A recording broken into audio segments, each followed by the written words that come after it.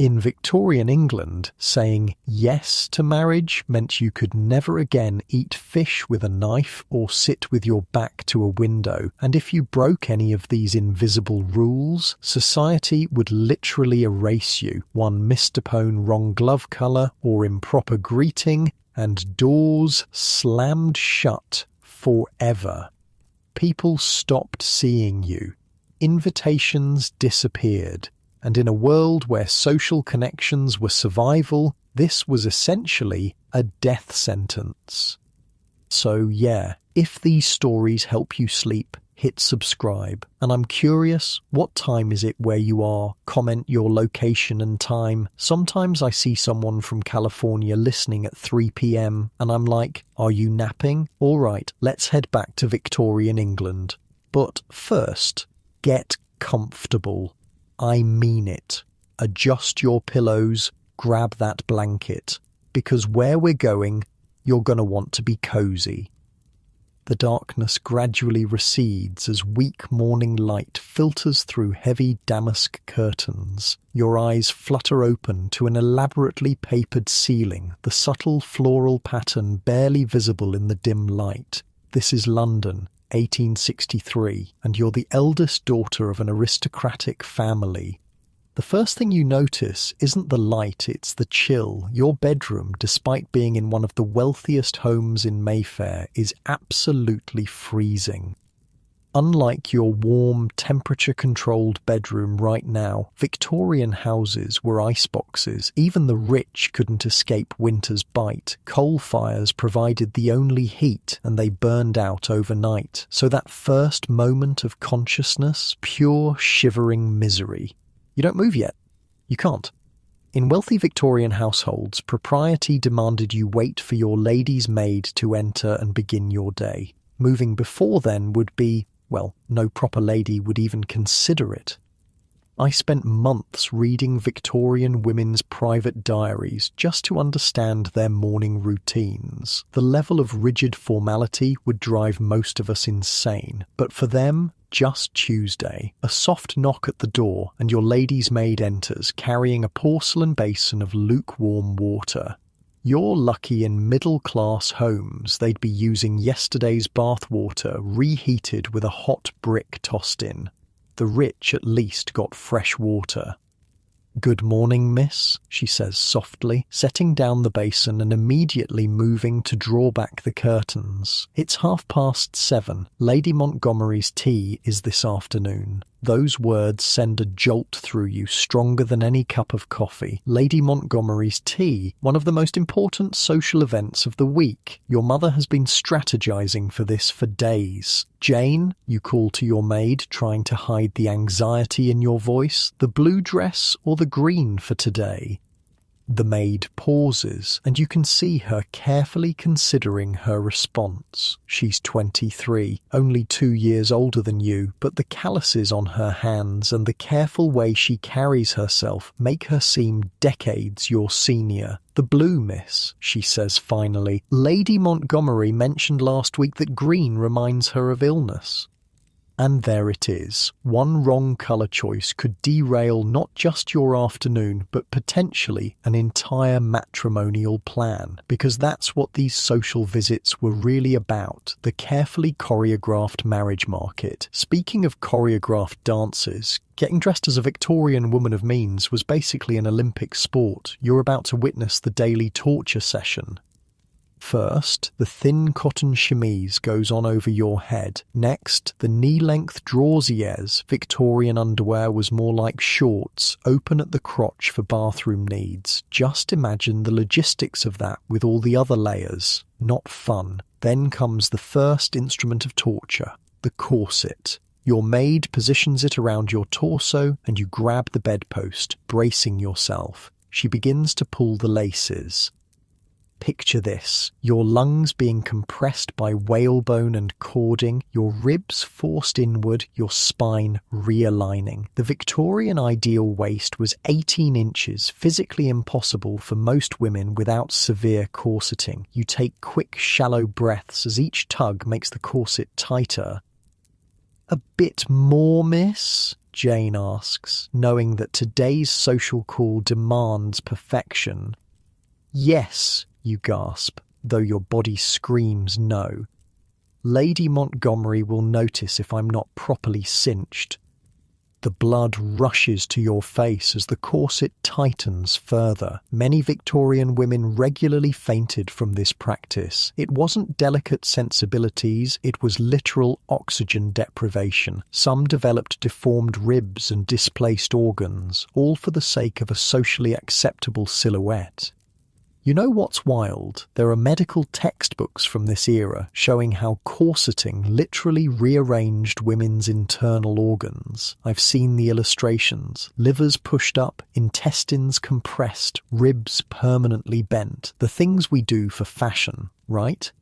After the corset comes the cage crinolinea contraption of steel hoops that expands your skirt outward in that classic Victorian bell shape. It weighs about 7 pounds all on its own. Then the petticoats for warmth and volume, followed by the dress itself. When fully dressed, a Victorian woman carried around 15-20 pounds of clothing every single day. Once dressed, you sit at your vanity while Jane styles your hair no easy feat considering Victorian women rarely cut their hair. Many had locks reaching their knees. The weight could cause headaches and neck pain, but cutting it was considered scandalous. The ideal Victorian woman was basically half human, half upholstery padded, draped and pinned into submission. As Jane pins the last strands into place, you notice her hands are raw and cracked. This isn't surprising. She woke up at 4:30 this morning, started the fires, helped the cook prepare breakfast, polished silver, and still had to appear perfectly presentable to wake you. She'll work until after you go to bed tonight, around 18 hours total, and earn about $16 per year. That's roughly $100 to $800 in today's money for what amounts to constant labour. Okay, so you're dressed, your hair is done, your face has been washed with rose water. Makeup is for prostitutes and actresses, according to Victorian morality, though many women secretly used it anyway. Now it's time to descend for breakfast. The hallways of your home are silent as you make your way downstairs. Despite having 14 servants, good service meant invisible service. They've been trained to disappear when family members pass, stepping into doorways or servant passages, eyes downcast. If you saw them, they weren't doing their job correctly. Hold up, let me tell you something crazy about Victorian homes. They were literally designed to hide servants. Houses had separate staircases, corridors, and even entrances so that family members wouldn't have to witness the actual work that maintained their lifestyle. Out of sight, out of mind. It's like having your Amazon packages magically appear without ever seeing the delivery person. At breakfast, your father sits at the head of the table, already dressed in his morning coat, reading The Times. Your mother occupies the other end, while your two younger sisters sit across from you. The table is laden with dishes eggs, kippers, toast, coddled eggs, ham and preserves. The Victorians were serious about breakfast.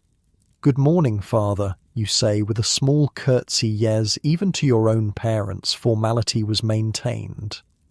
He glances up briefly. "Good morning, Eleanor. I trust you slept well." It's not really a question, so you simply nod and take your seat. A footman appears silently at your elbow to serve you tea. You're careful not to thank him directly. Acknowledging servants too personally was considered inappropriate. Instead, you give a slight nod.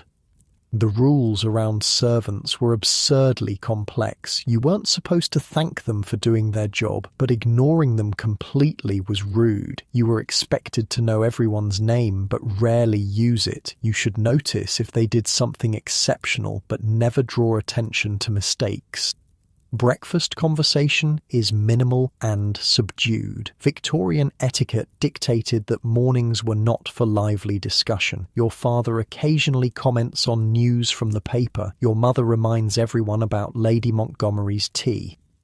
Eleanor, she says, folding her napkin just so, remember that Lady Montgomery's niece will be there today. She's recently engaged to Viscount Howick's son. Do make a point to congratulate her, though of course not before Lady Montgomery has acknowledged the engagement herself. This is the kind of social minefield you navigate daily. If you congratulate the niece too early, you seem presumptuous. Too late, and you appear rude or jealous. Every interaction has rules within rules. In your head, you're screaming, "How am I supposed to remember all this?" But outwardly, you simply nod and say, "Yes, mother." After breakfast, your morning is filled with appropriate activities for a young lady. Some needlework, which you hate but must excel at. Piano practice, at which you're mediocre, though no one would dare say so, and a French lesson with your sisters. The whole time your stomach is knotted with anxiety about the afternoon tea, because here's the brutal truth of Victorian upper-class women's lives. Social interactions weren't just pleasantries, they were survival. Your entire future depended on making the right impressions, securing the right marriage, maintaining the right connections. Meanwhile, 3 floors below and 5 hours earlier, the day had already begun for those who made your life of leisure possible.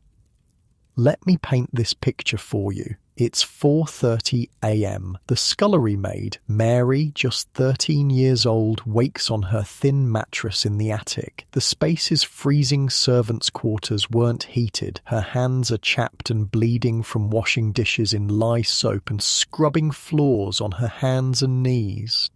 She has exactly 3 minutes to dress before she needs to be downstairs lighting fires. No time to wash, that's a once-weekly luxury for someone of her station. Her dress is damp from washing it the night before. Her one pair of shoes has holes, but she has to move quickly or face the housekeeper's wrath.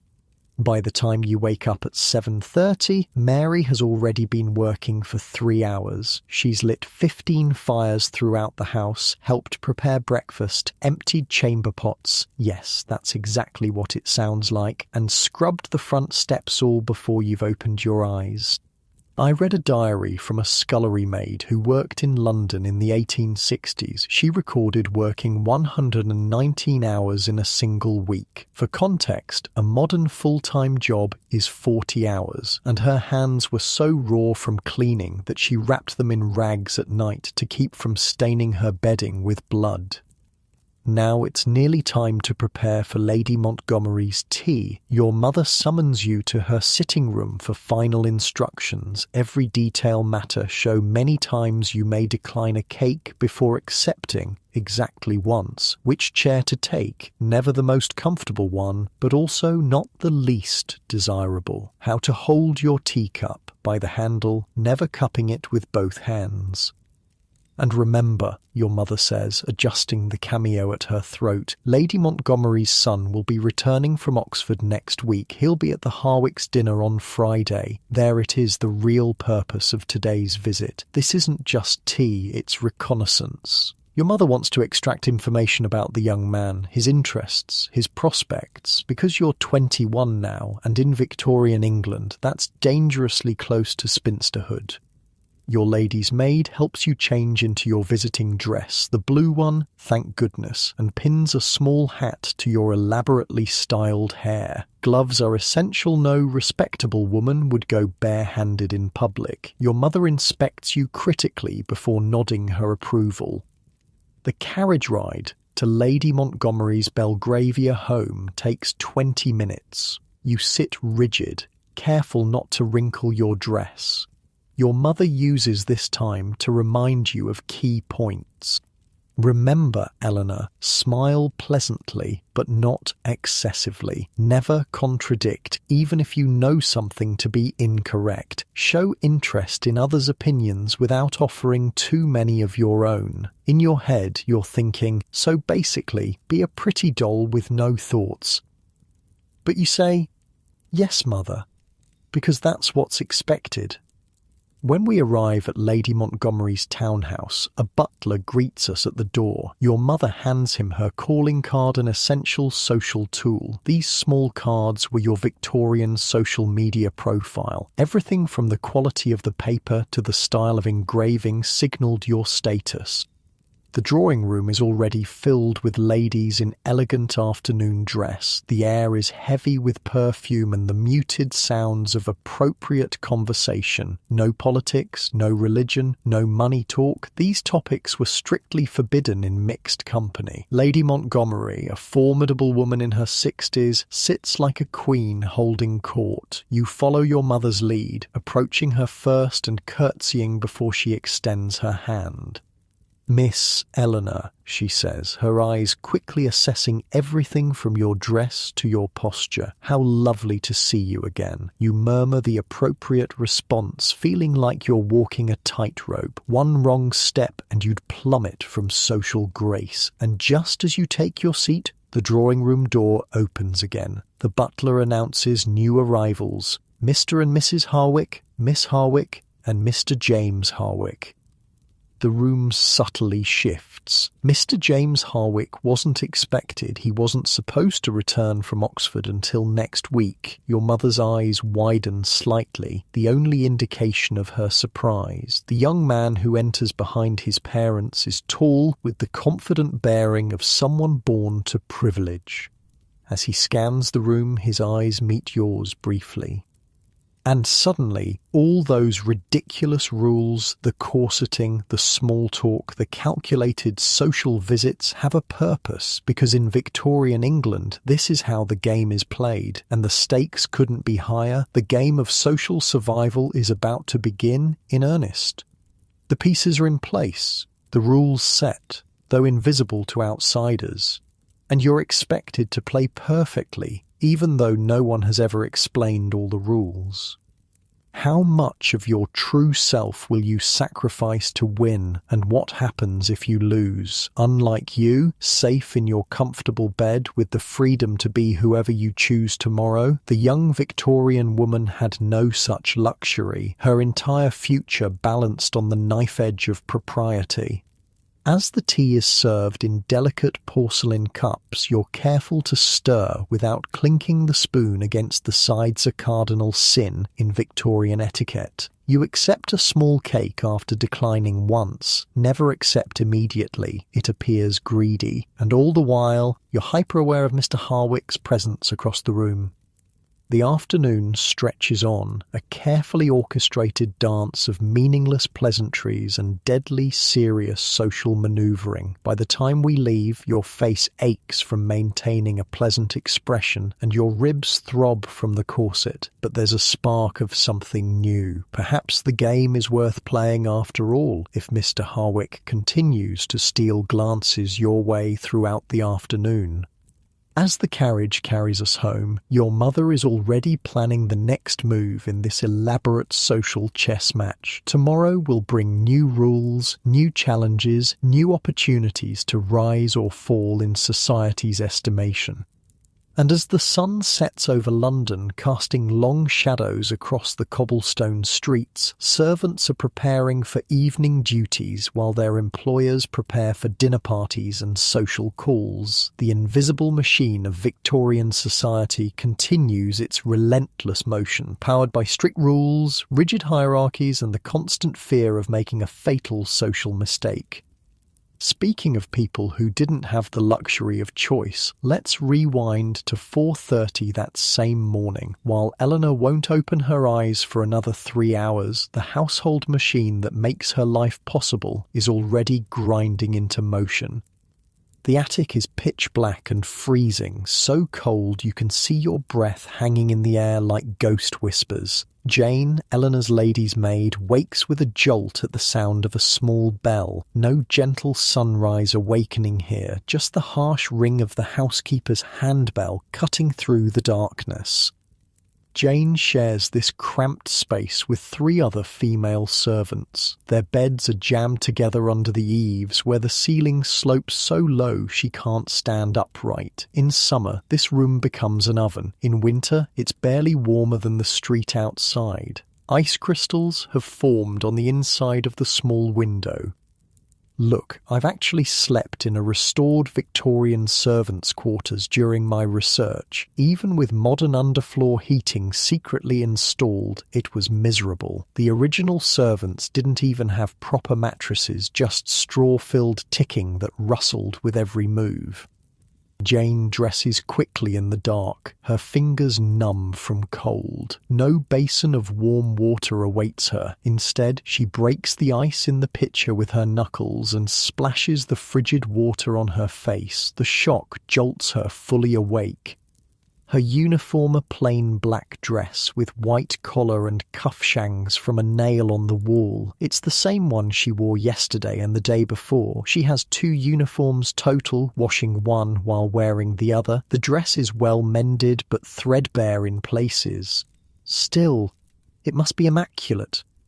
Any spot or wrinkle will earn a scolding from Mrs. Phillips, the housekeeper. "Mary's late again," whispers Annie, the kitchen maid who sleeps beside Jane. "Mrs. Phillips will have her hide." "She was up past midnight polishing silver," Jane whispers back, lacing her boots with practiced speed. "Poor thing's dead on her feet." Mary, the scullery maid, is just 13. She came from the workhouse 6 months ago, and the constant labour has hollowed her cheeks and roughened her hands. But she's still one of the lucky ones. Many workhouse children ended up in factories or mines.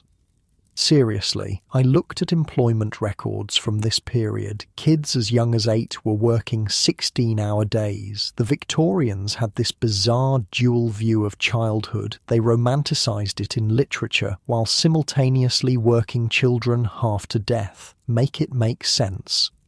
The bell rings again, more insistently. Jane and Annie exchange glances before heading downstairs, careful to tread silently on the servants' staircase. This narrow, winding stairwell runs behind the walls of the main house, one of many architectural features designed to keep servants invisible. When the family walks through their elegant hallways, they never see the cramped passages where servants scurry like mice in the walls. The whole system is designed so dirty, work remains unseen, creating the illusion that aristocratic homes magically clean themselves. The kitchen is the beating heart of the house, and at this hour, it's the only truly warm place. Cook is already there, her massive arms deep in bread dough. The fire in the cast-iron range roars, ready for the day's endless cooking. "You're to light the fires in the morning room and dining room first," Cook says without looking up. "Then Lady Eleanor's room. His lordship wants the study fire lit early today. He has correspondence before breakfast." No good morning, no pleasantries. In the service world, efficiency trumps niceties. The household runs on a precise schedule and every minute counts. Jane grabs a scuttle of coal and heads upstairs with Annie. They move through the silent house like ghosts, lighting fires in each designated room. The coal dust clings to Jane's hands and face, but she can't appear before the family looking soiled. She'll have to wash again before waking Eleanor. "Have you heard?" Annie whispers as they kneel before the dining room grate. "Mr. Howick's son is back from Oxford. They say he's coming to Lady Montgomery's tea today." "How do you know that?" Jane asks, carefully arranging kindling. Annie grins. "Mr. Phillips heard it from Lord Hartley's valet, who heard it from Lady Harwick's maid." This right here is the Victorian Servant Intelligence Network. While the aristocrats had their formal information channels, servants had their own shadow system. They traded gossip and news across households, knowing everything before their employers did. They were the original social media, just with more coal dust and less doom scrolling. "Miss Eleanor's mother will be beside herself," Jane says. "She's been hunting a suitable match for months." The prospect of Eleanor marrying actually fills Jane with conflicting emotions. She's genuinely fond of her young mistress, who treats her more kindly than most, but if Eleanor marries, Jane might be out of a position, or worse, have to relocate if Eleanor moves to her husband's estate. For servants, job security was never guaranteed. You could be dismissed without reference for offences as minor as breaking a teacup or speaking out of turn. Without a reference, finding new employment was nearly impossible. Many former servants ended up in prostitution or the workhouse when they lost their positions. By 6:30, Jane has lit 7 fires, helped prepare breakfast trays, and finally washed the coal dust from her hands and face. She changes her soiled apron for a clean one before heading to Eleanor's room. On the way, she passes Mr. Phillips, the butler, inspecting the footmen before they begin their duties. The male servants form another branch of the household hierarchy entirely. At the top stands Mr. Phillips, ramrod straight, impeccably dressed, the absolute authority over the male staff. Under him are the footmen, chosen specifically for their height and good looks. These men are essentially the Rolex watches of the Victorian era status symbols that wealthy families display prominently, matching footmen over 6 feet tall, peak aristocratic flex. Some families even paid taller footmen higher wages, which is basically the 1860s version of spending extra for the premium smartphone. The footmen wear powdered wigs and elaborate livery in the family colours. Their jobs include announcing visitors, serving meals, carrying heavy items, and generally looking impressive. They earn more than female servants, despite doing less actual work, a fact that doesn't escape the women's notice. "Jane," Mr. Phillips says with a curt nod as she passes. Though they're both senior servants, the butler outranks even the housekeeper. His word is law. "Mr. Phillips," she replies with appropriate deference. Every interaction between servants follows strict protocols. Even in the servants' hall, they don't use first names. It's always Mr. Phillips and Mrs. Phillips, even though the housekeeper isn't actually married. Mrs. is simply her title of respect. Younger servants are addressed by their surnames only. When Jane enters Eleanor's bedroom, she moves silently, placing the warm water basin on the washstand before drawing the curtains. The room is freezing despite the newly lit fire. She stands for a moment, watching Eleanor sleep, aware of how different their lives are, despite being similar in age. "Good morning, miss," she says softly, the same greeting she's used every morning for 3 years. As Eleanor begins her day, Jane is already into her 3rd hour of work. When she helps Eleanor dress, her own back aches from carrying coal, and her eyes burn from lack of sleep, but her hands remain gentle, her demeanour calm and efficient. "The blue dress or the green for today?" Eleanor asks. Jane knows this isn't just about colour preference. Every detail of appearance carries social significance. She's learned to navigate these waters carefully. "The blue, miss," she says after a moment's consideration. Lady Montgomery mentioned last week that green reminds her of illness. Eleanor nods, accepting Jane's wisdom in these matters. This is where Jane finds small moments of power. Her knowledge of the social world makes her valuable. The aristocrats may have money and status, but servants have information and access. I found this fascinating letter from a lady's maid in the 1870s who wrote, "I know more about my mistress than her own husband does. I dress her wounds, both physical and emotional. I know which corset hides which secret. In some ways, she belongs more to me than to him." Talk about complicated power dynamics. The process of dressing Eleanor is laborious. Jane's hands work methodically through each layer: chemise, drawers, corset, petticoats, dress, while her mind catalogues the day's remaining tasks. After helping Eleanor dress, she'll need to clean the bedroom, empty the chamber pot, refresh the linens, mend any torn clothing, and prepare Eleanor's evening dress. Then there's Lady Hartley's tea to prepare for. As Jane tightens Eleanor's corset, she's careful not to pull too severely. Some ladies' maids take pride in achieving the smallest possible waist for their mistresses, regardless of comfort. Jane has seen girls faint from tight lacing and knows the long-term damage it causes. "A bit more, miss?" she asks, though she can already see Eleanor struggling to breathe. "Yes," Eleanor gasps. "Lady Montgomery will notice if I'm not properly cinched." Jane complies, feeling a twinge of guilt. This is the contradiction of her position. She cares for Eleanor while simultaneously participating in her physical restriction. Once Eleanor is dressed and her hair arranged, Jane will have a brief moment to eat her own breakfast before beginning the day's cleaning. Servants' meals are taken in the servants' hall, presided over by Mr. and Mrs. Phillips.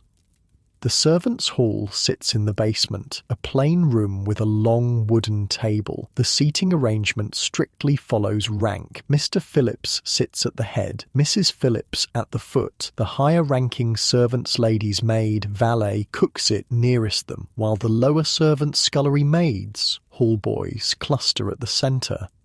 Jane takes her place near Mrs. Phillips, a position that reflects her status as lady's maid. The breakfast is simple, but filling porridge, bread, and strong tea. Unlike the elaborate spread served upstairs, servants' food is basic fuel for the day's labour.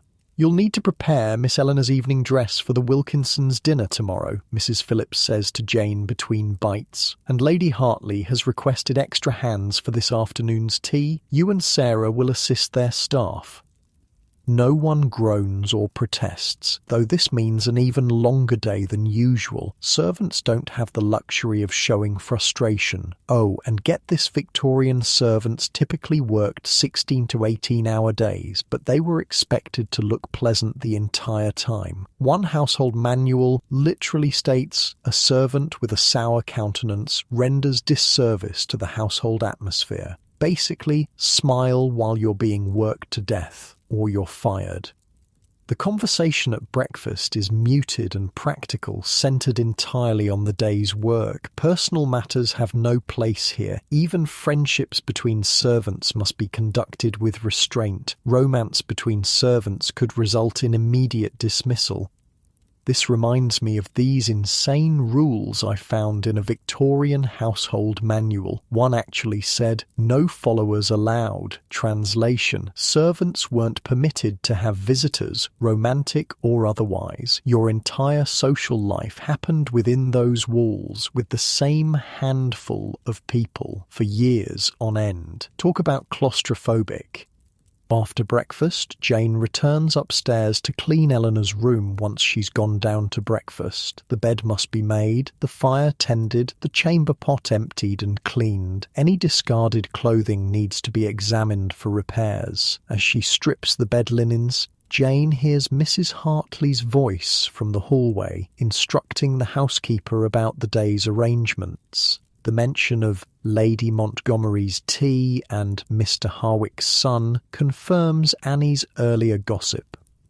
Jane smiles to herself. By this evening, every servant in 5 neighbouring households will know exactly what happened at Lady Montgomery's tea, including details the family thinks private. It's one of the few advantages of invisibility. You see and hear everything when people forget you're there. Mid-morning finds Jane in the laundry room, mending a tear in one of Eleanor's petticoats. The laundry room is hot and damp, filled with the harsh smell of lye soap. 2 housemaids are scrubbing linens in large copper tubs, their hands red and chapped. "Has anyone seen Mary?" Mrs. Phillips appears in the doorway, her face stern. She was supposed to polish the silver an hour ago. The housemaids exchange nervous glances but say nothing. Jane focuses intently on her stitching. "If you're covering for her again," Mrs. Phillips begins, but stops as Mary appears behind her, looking pale and exhausted. "I'm sorry, Mrs. Phillips," Mary says, her voice barely audible. "I was helping cook with the bread delivery." Mrs. Phillips narrows her eyes, clearly not believing this excuse. "The silver won't polish itself, girl. Get to it immediately." Mary nods and hurries away, but not before Jane notices her swaying slightly on her feet. "That child's not well," Jane says once Mrs. Phillips has left. "She'll be sent back to the workhouse if she can't keep up," one of the housemaids replies matter-of-factly. And that's the brutal reality. Illness isn't an excuse for servants. There are no sick days, no vacations. You work through fever, pain, exhaustion, or you lose your position. Mary's alternatives to service are grim: the workhouse, the streets, or perhaps a factory where conditions are even worse. I found medical records from London hospitals in this era that showed servant girls with chronic respiratory problems from sleeping in damp attics, permanent back damage from carrying heavy loads, and chemical burns from cleaning products. The physical toll was brutal. By midday, the house hums with activity in preparation for the afternoon. Eleanor and her mother have gone out for morning calls, a crucial part of the social circuit. They'll return for a light luncheon before changing for Lady Montgomery's tea. Jane takes advantage of the absence to air out Eleanor's evening dresses and check for any repairs needed. As she works, she watches through the window as the carriage returns, bringing Eleanor and her mother home. Minutes later, the bell in Eleanor's room rings, the signal for Jane to attend her mistress. She hurries upstairs, where Eleanor is already removing her gloves. "Jane, I'll need to change immediately," Eleanor says, her voice tense with excitement. "Mother says we must arrive at Lady Montgomery's precisely at 3. As Jane helps Eleanor change into her tea dress, the blue one, of course, she notices her mistress's heightened colour and nervous energy. "Is everything all right, miss?" Jane asks, securing a hairpin. Eleanor meets her eyes in the mirror. There's a moment of genuine connection between them, rare in this rigidly stratified world. "Mr. Howick's son is back from Oxford," Eleanor says. "He'll be at Lady Montgomery's today." Mother says, "Well, never mind what Mother says." Jane nods, understanding perfectly. The marriage market is in full swing, and Eleanor is the product being displayed. For all her privilege, Eleanor's future is hardly her own to determine. "The blue brings out your eyes, miss," Jane says, adjusting the fall of the skirt. "Very becoming." It's the closest she can come to expressing support. When Eleanor and her mother depart for the tea, the household shifts into a different rhythm. With the family out, servants catch momentary breaths between tasks. The cook prepares dinner, while housemaids polish silver and dust ornaments. Footmen polish boots and brush the master's clothing.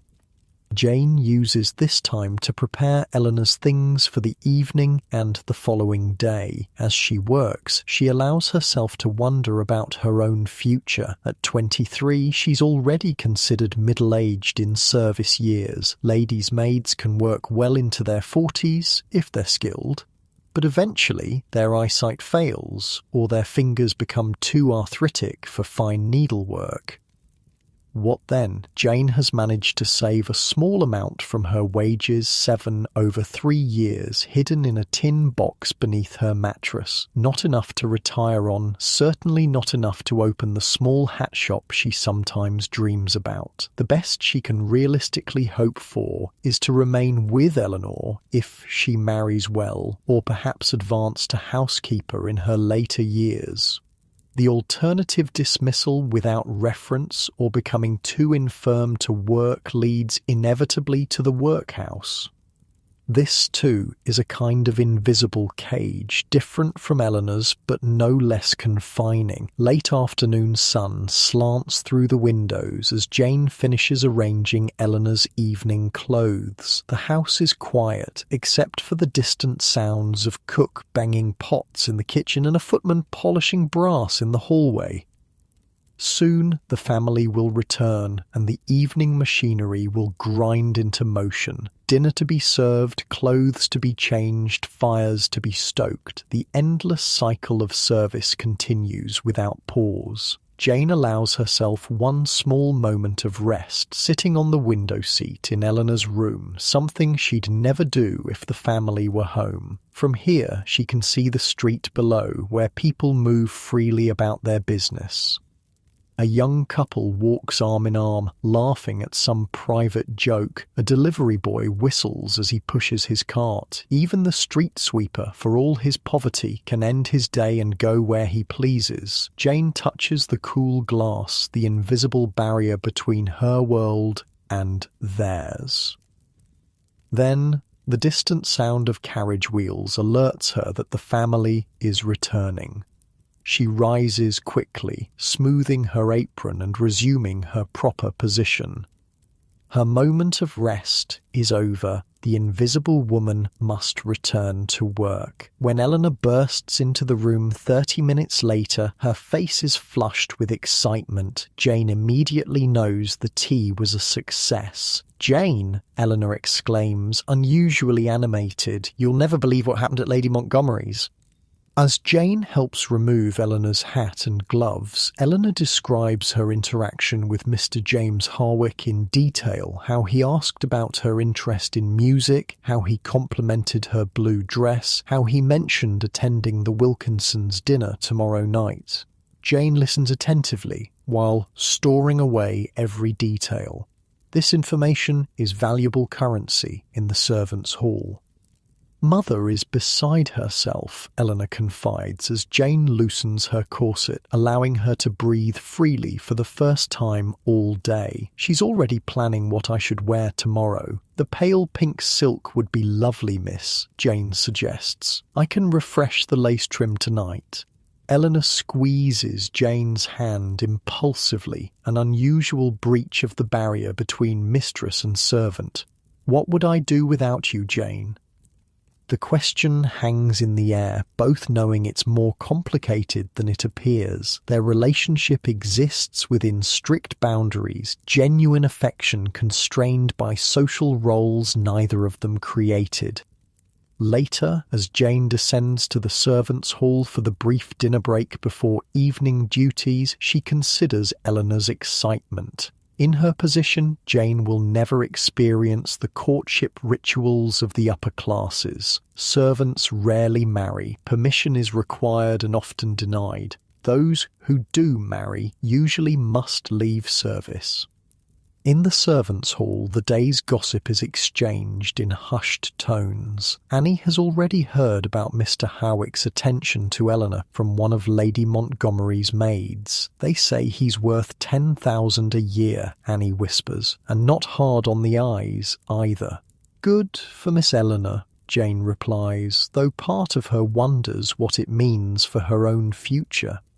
The servants' dinner is quick and basic stew made from leftover meat from the family's lunch, bread and tea. As they eat, Mr. Phillips reminds them of additional duties for tomorrow's preparation for the Wilkinsons' dinner. "It will be a late night tomorrow," he concludes.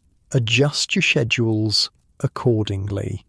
Translation: "You'll work even longer hours with no additional compensation." As darkness falls outside, the house enters its evening phase. Lamps are lit, fires built up for the night, beds turned down. The family dines, entertains, retires to the drawing room for music or cards. Through it all, servants move silently, anticipating needs, remaining invisible unless needed. Jane helps Eleanor change for dinner, then into her nightclothes later. By the time Eleanor is safely tucked into bed, it's nearly midnight. Jane's day, however, is not yet over. She must still prepare clothes for tomorrow, mend the lace on the pink silk dress, and polish Eleanor's best shoes. When Jane finally climbs the narrow stairs to the attic shortly after 1 a.m, she's been awake and working for nearly 21 hours. Her back aches, her fingers are pricked from needlework, and her eyes burn with exhaustion. Yet as she collapses onto her thin mattress, she knows she's luckier than many.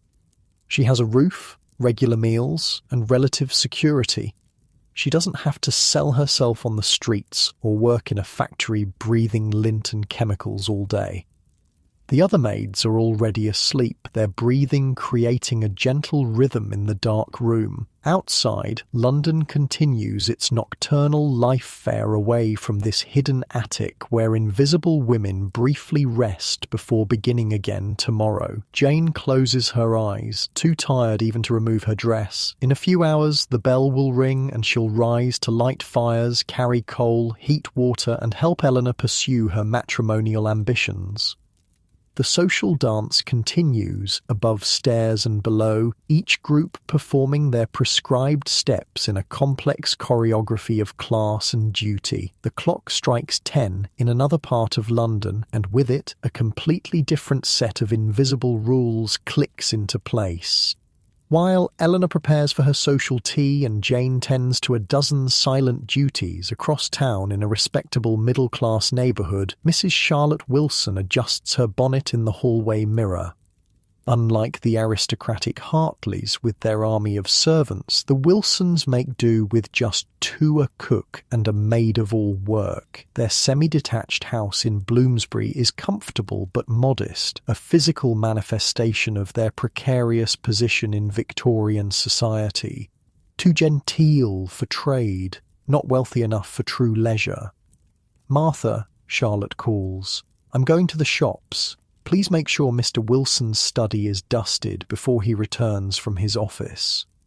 Martha, a girl of 16 who does the work of what would be 5 separate servants in the Hartley household, appears from the kitchen, wiping her hands on her apron.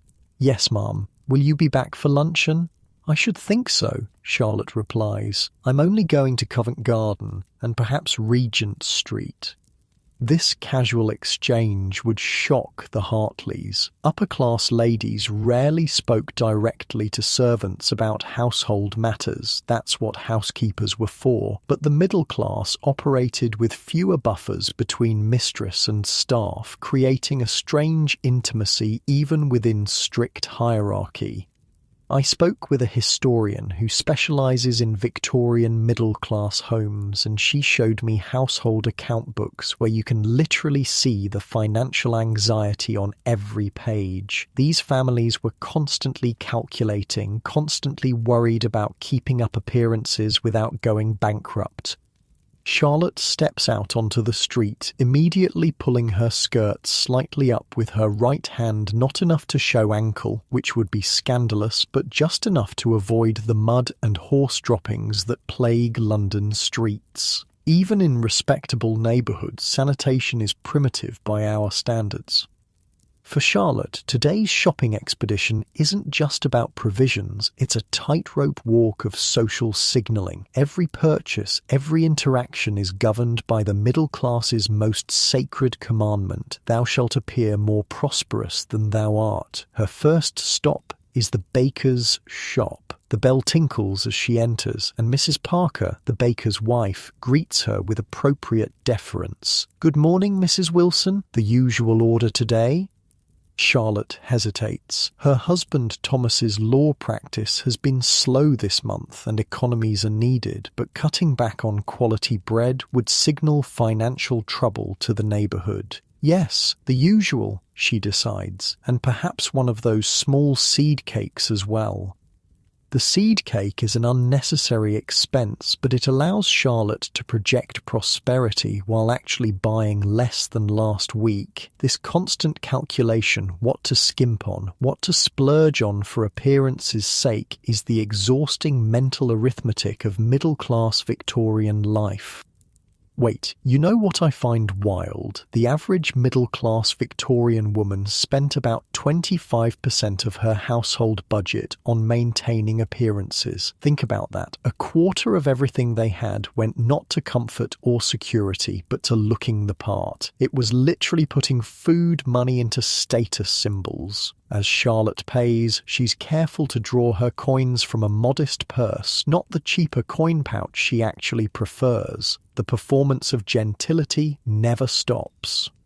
Next is the butcher's shop, where the real class navigation begins. As Charlotte approaches, she notices two women already at the counter own, clearly a cook from a wealthy household, the other a working-class housewife buying cheap cuts.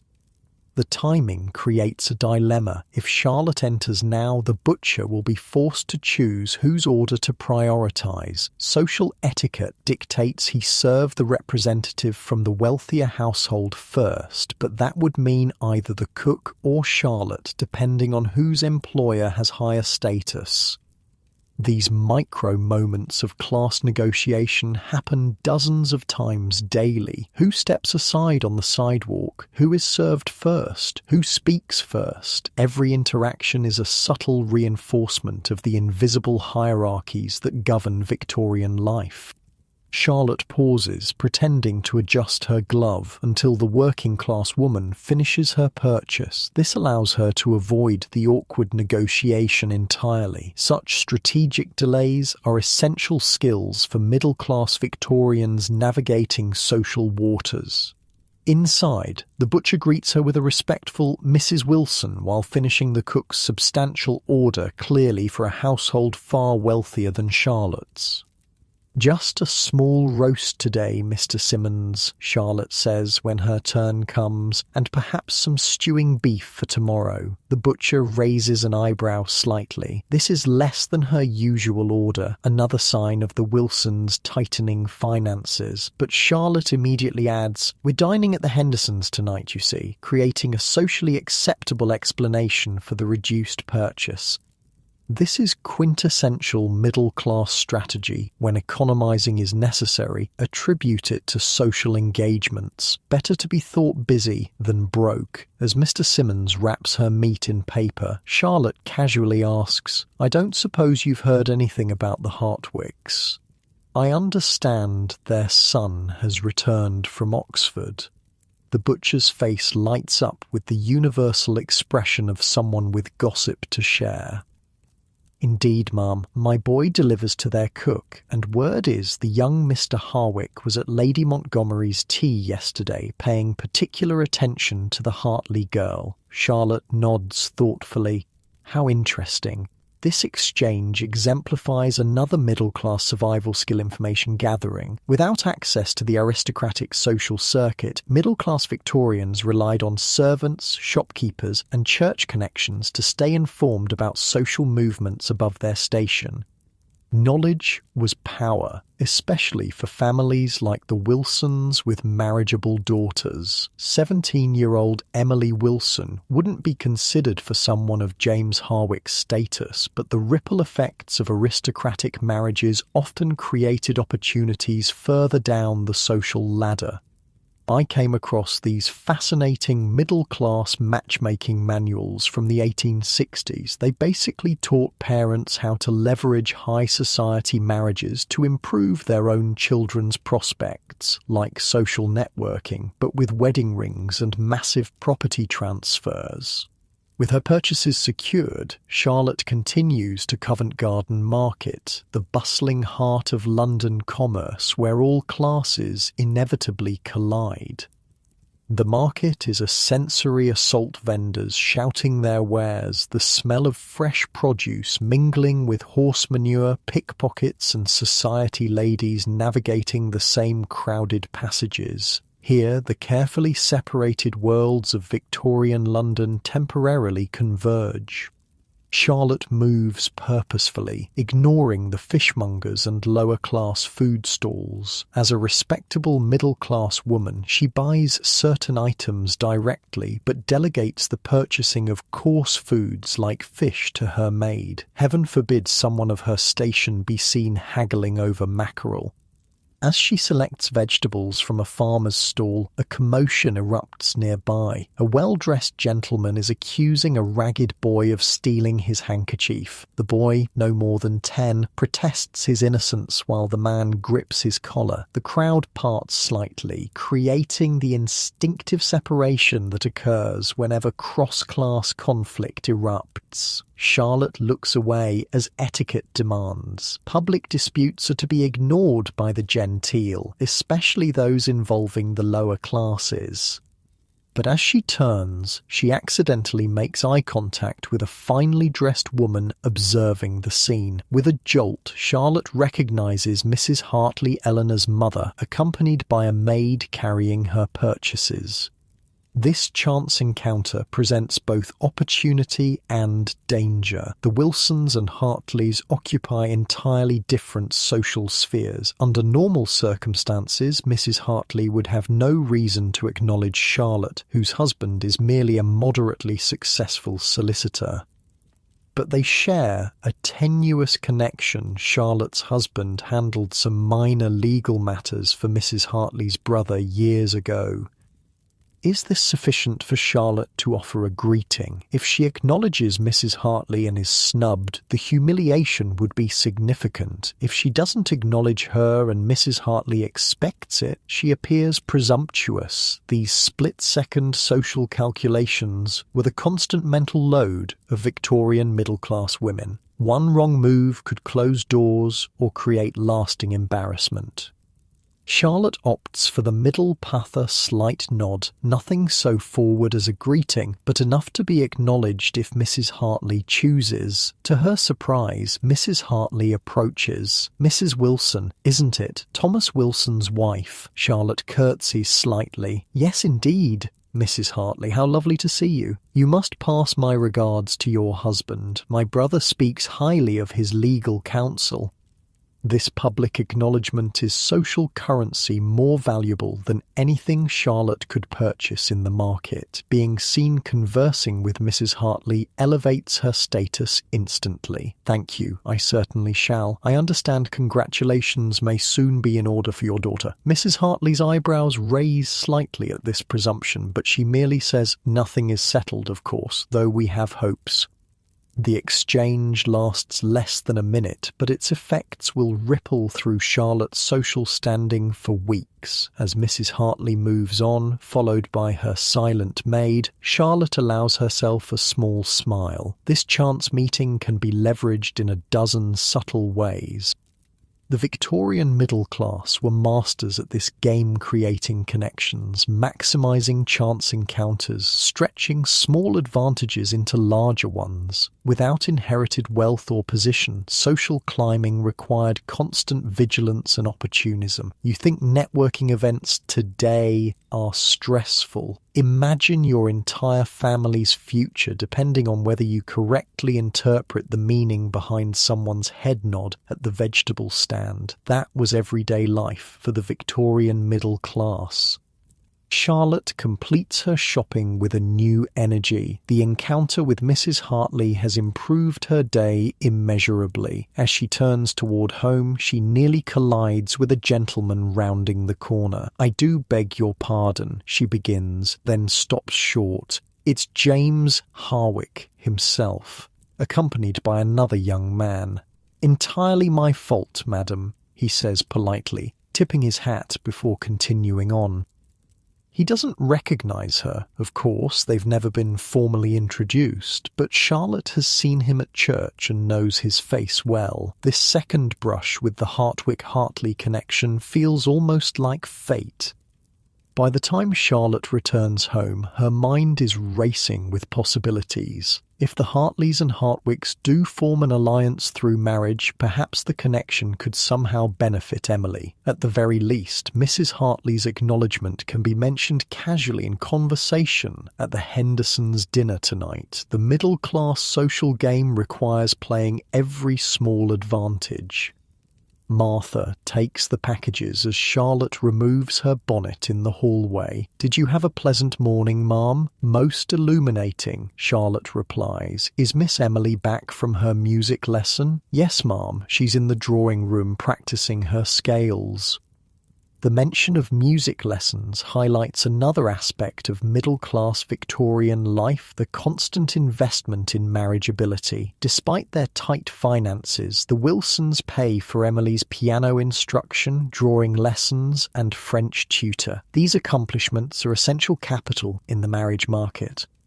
Unlike aristocratic girls, middle-class daughters couldn't rely on family name or fortune to secure husbands. Instead, they needed to display the refined skills that signaled their worthiness to marry into equal or higher status. Charlotte finds Emily at the piano, dutifully practicing. Despite clearly having little musical talent, the girl looks up hopefully as her mother enters. "Any interesting news from your shopping, mother?" The question isn't innocent. Emily, like all Victorian daughters, understands her future depends on favourable marriage prospects. Any social intelligence is potentially relevant to her chances. "As a matter of fact," Charlotte says, taking a seat on the sofa, "I encountered Mrs. Hartley at the market. She was quite cordial." Emily's eyes widen. The Hartleys are far above their social circle. "And," Charlotte continues, savouring the moment, "I nearly collided with young Mr. Harwick himself." James Harwick, the one everyone says will propose to Eleanor Hartley? Charlotte nods. The very same, though nothing is settled yet, according to Mrs. Hartley. Emily processes this information. At 17, she's already well versed in the mathematics of social advantage. If he marries Miss Hartley, and we have a connection to Mrs. Hartley through Uncle William. Precisely, Charlotte says. It's a distant connection, but connections are currency, my dear. This conversation would never happen in an aristocratic household where marriages were arranged through direct negotiation between families. The middle class had to be more creative, seeking indirect routes to advantageous matches. The front door opens, signalling Thomas Wilson's return for luncheon. Charlotte rises, smoothing her dress. "Not a word to your father yet," she cautions Emily. "Let me find the right moment to mention it." Thomas Wilson enters the drawing room, a man whose appearance perfectly reflects his middle-class status. His clothes are good quality but not fashionable, his manner dignified but lacking aristocratic ease. He carries the weight of being the family's sole financial support, visibly in his posture. "Charlotte, Emily," he greets them, kissing his wife's cheek. "Any news today?" "Nothing of consequence," Charlotte replies, temporarily keeping her social victories to herself. Luncheon should be ready shortly. As they move to the dining room, the contrast with the Hartleys' home is stark. Instead of a butler and footman, Martha serves the meal herself. The food is good, but simple cold meat from yesterday's roast, bread, cheese, and a vegetable soup. "I've invited the Hendersons' son to dinner next week," Thomas mentions as they eat. He's doing well at his father's shipping firm, quite promising. The purpose of this invitation is transparent. Robert Henderson is a suitable match for Emily, not exciting or wealthy, but solid and respectable. Middle-class marriages were primarily practical alliances, combining modest resources to maintain or slightly improve social position. Charlotte nods approvingly while cataloguing the extra expense this dinner will require. They'll need to serve wine and a proper 3 courses. Martha will need help. Perhaps the cook's niece can be hired for the evening. These calculations never cease. "That reminds me," she says, seizing the opportunity. "I encountered Mrs. Hartley at the market today. She asked me to pass on her regards to you. Apparently her brother speaks highly of your legal assistance." Thomas looks up, surprised and pleased. Did she indeed? Most gracious of her. This is how the middle-class game is played. Casual mentions of upper-class connections, strategic flattery, careful positioning. Every social interaction is an opportunity to reinforce or improve status. After luncheon, Thomas returns to his office, Emily resumes her piano practice, and Charlotte retreats to her small writing desk to review household accounts. This private moment reveals the truth behind the carefully maintained facade. The Wilsons are struggling financially. Thomas's law practice is respectable but not lucrative. Educating their son at a decent school consumes much of their income. Maintaining even 2 servants stretches their budget. Yet reducing their standard of living would have catastrophic social consequences. Charlotte stares at the columns of figures, looking for places to economize that won't be visible to others. This is the hidden reality of middle-class Victorian life-genteel poverty, concealed behind a veneer of respectability. Maybe the cook can make soup more often. Perhaps Charlotte's dress for the Hendersons' dinner can be refurbished rather than replaced. Small sacrifices to maintain the essential appearance of prosperity. You know what kills me about this era? They'd literally go hungry before they'd give up appearances. There are accounts of middle-class families who kept a servant they couldn't afford while eating only bread themselves, because not having a servant would reveal their financial struggles. The performance was everything. As Charlotte works, Martha appears at the door. "Excuse me, ma'am, Miss Porter has come to call." Harriet Porter is Charlotte's closest friend and another middle-class wife navigating similar circumstances. Charlotte quickly puts away the account book. Financial details were never discussed, even with friends, and moves to the drawing room to receive her visitor. The ritual of afternoon calls was as important to the middle class as to the aristocracy, though less formal. These visits maintained social networks and provided crucial information exchange disguised as casual conversation. "Harriet, how lovely to see you," Charlotte greets her friend as Martha shows her in. The 2 women exchange the customary pleasantries before Harriet leans forward with the universal expression of someone bringing juicy gossip. "Have you heard about the Hartwicks? Their son is back from Oxford, and apparently he's shown interest in Eleanor Hartley." Charlotte smiles, savouring the rare pleasure of being ahead of the news. "As a matter of fact, I encountered Mrs. Hartley herself at the market today. She was quite acknowledging." Harriet's eyes widen appropriately. "Did she mention the connection?" "She said nothing is settled, but they have hopes." This exchange of information continues, each woman offering social intelligence valuable to the other: which families are rising or falling in circumstances, which young men are considered eligible, which shops are extending credit too liberally. For middle-class Victorian women, these conversations weren't idle gossip, but essential strategic planning. Without inherited position or guaranteed income, social survival depended on accurately reading the constantly shifting landscape of connections and opportunities.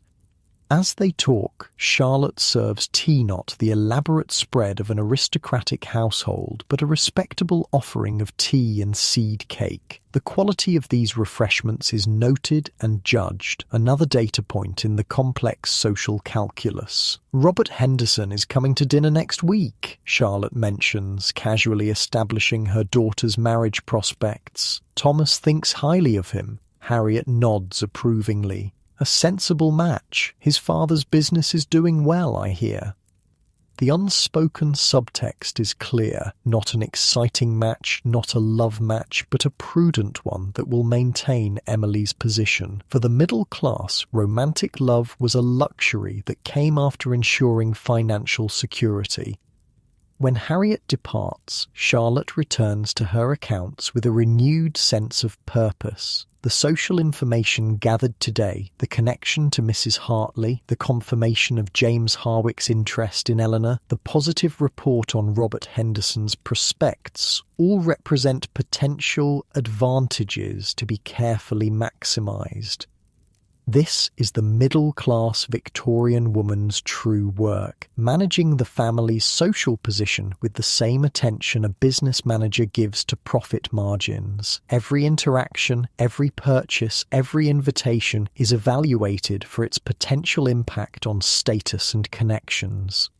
As afternoon fades toward evening, Charlotte prepares for the Hendersons' dinner party. Unlike Eleanor Hartley with her lady's maid, Charlotte must manage with Martha's limited assistance. Her dress is fashionable but not new, her jewellery modest but good quality. Thomas emerges from his study, looking tired but determined to present well. For middle-class men, these social engagements were not merely pleasurable diversions, but essential business networking. Many of Thomas's clients came through social connections. "Ready, my dear?" he asks, offering his arm. Charlotte nods, mentally reviewing what she knows about each guest likely to attend, what topics to introduce or avoid, how to subtly mention her encounter with Mrs. Hartley without appearing to boast. As they step into the hired hansom cab, not a private carriage like the Hartleys, but respectable transportation for a middle-class couple, Charlotte feels the familiar mixture of anxiety and determination that characterises her social existence. The Wilsons' position is precarious, balanced between genteel respectability and financial uncertainty. One bad investment, one lost client, one social misstep could send them tumbling down the carefully constructed ladder of Victorian society. Yet within these constraints, Charlotte has mastered the art of maximising limited advantages. Today's chance encounters might yield nothing, or they might create opportunities for Emily's future. The middle-class game is played with smaller stakes than the aristocratic one, but with no less skill or strategy. As the cab rattles toward the Hendersons' home, Charlotte straightens her back and composes her features. The performance of middle-class respectability continues, an exhausting but essential dance of appearances and calculated connections. The social survival game enters its evening phase, with new rules and new opportunities, but the fundamental principle remains unchanged. In Victorian society, you are who others believe you to be. Back at Lady Montgomery's elegant Belgravia townhouse, the social battlefield is in full swing. The drawing room hums with carefully modulated female voices, each word a potential weapon or shield in the ongoing war of status and connection. Eleanor sits perched on a damask chair, posture perfect despite her screaming rib cage. The corset that's been compressing her organs since morning now feels like an iron maiden as she maintains the serene expression expected of a well-bred young lady.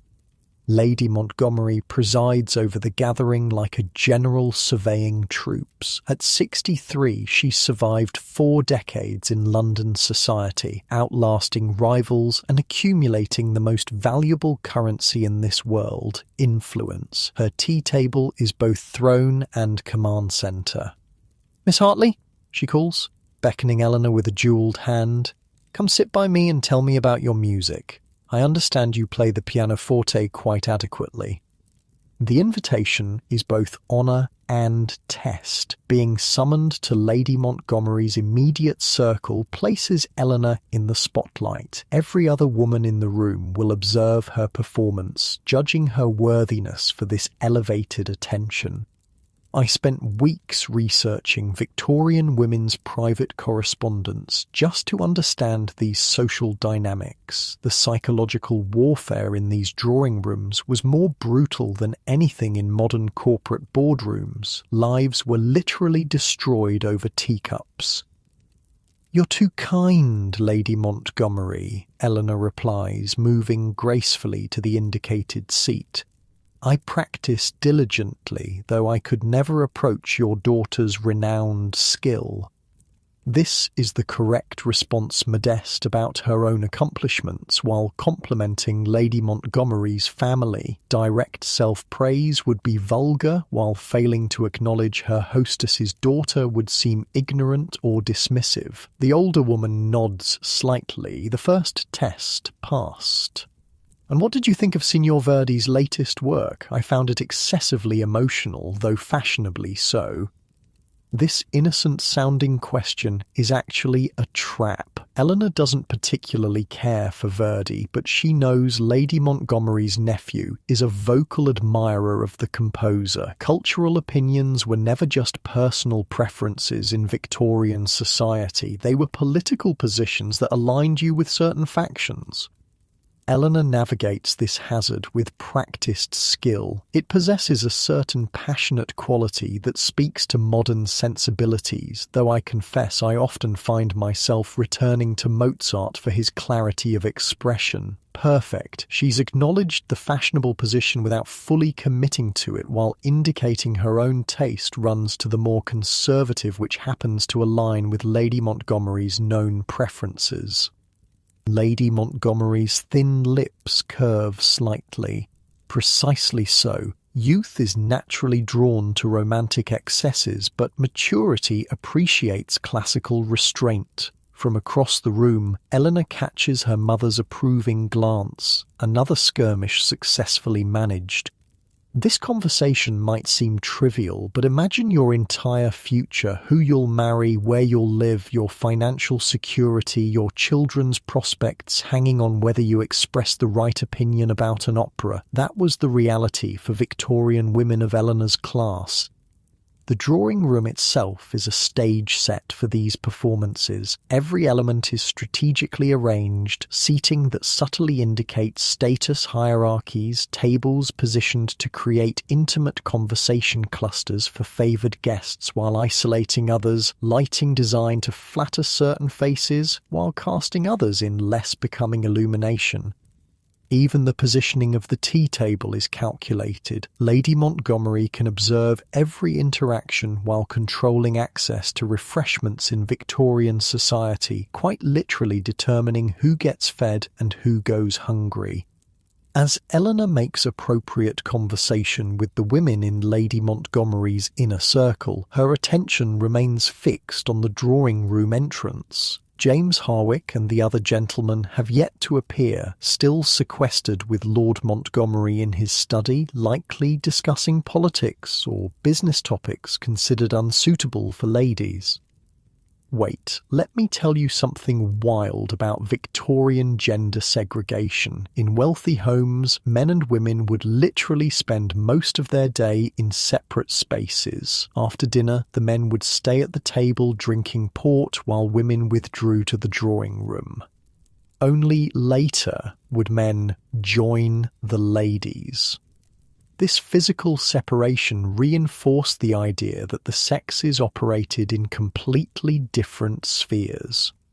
Mrs. Pembroke, a notorious gossip with surprising social staying power, leans toward Eleanor with a conspiratorial air. "I understand Mr. James Harwick was quite taken with you at the Wilsons' musicale last season. He inquired about you specifically to Lady Winchester." This statement contains multiple landmines. Is Mrs. Pembroke trying to help by sharing useful intelligence, or attempting to make Eleanor appear presumptuous by suggesting she believes herself worthy of James's attention, and mentioning Lady Winchester implies Mrs. Pembroke has access to higher social circles than Eleanor might have assumed? Eleanor keeps her expression pleasantly neutral. How kind of him to remember our brief introduction. Lady Winchester has always been exceptionally gracious to everyone. The response acknowledges the information without seeming either too eager or dismissive, while subtly suggesting that Lady Winchester's attention isn't as exclusive as Mrs. Pembroke implies. Social parry and thrust disguised as pleasant chit-chat. Mrs. Pembroke's eyes narrow slightly, recognizing the skilled counter. She opens her mouth to respond when the drawing-room door opens, and the butler announces the arrival of the gentlemen, Lord Montgomery, Mr. Harwick, Mr. James Harwick, and Mr. Pembroke. The atmosphere in the room shifts instantly. Conversations pause, postures straighten imperceptibly, eyes flick toward the new arrivals while pretending not to. The choreography of seeming utterly natural while being acutely self-conscious is one every Victorian woman mastered from girlhood. Eleanor doesn't look directly at James, though she's intensely aware of his presence. To show obvious interest would be catastrophically improper. Instead, she continues her conversation with Lady Montgomery's niece, Miss Catherine, while positioning herself to be visible from where the gentlemen are being served tea. "I cannot tell you how much I admired the embroidery on your handkerchief at church on Sunday," Eleanor says to Catherine, her voice carrying just enough to be overheard without seeming intentionally projected. "Your skill with needle and thread puts mine to shame." Catherine, understanding the game perfectly, responds with equal clarity. "You're too modest, Miss Hartley. Your performance of Chopin at the Bennets' gathering was discussed for days afterward."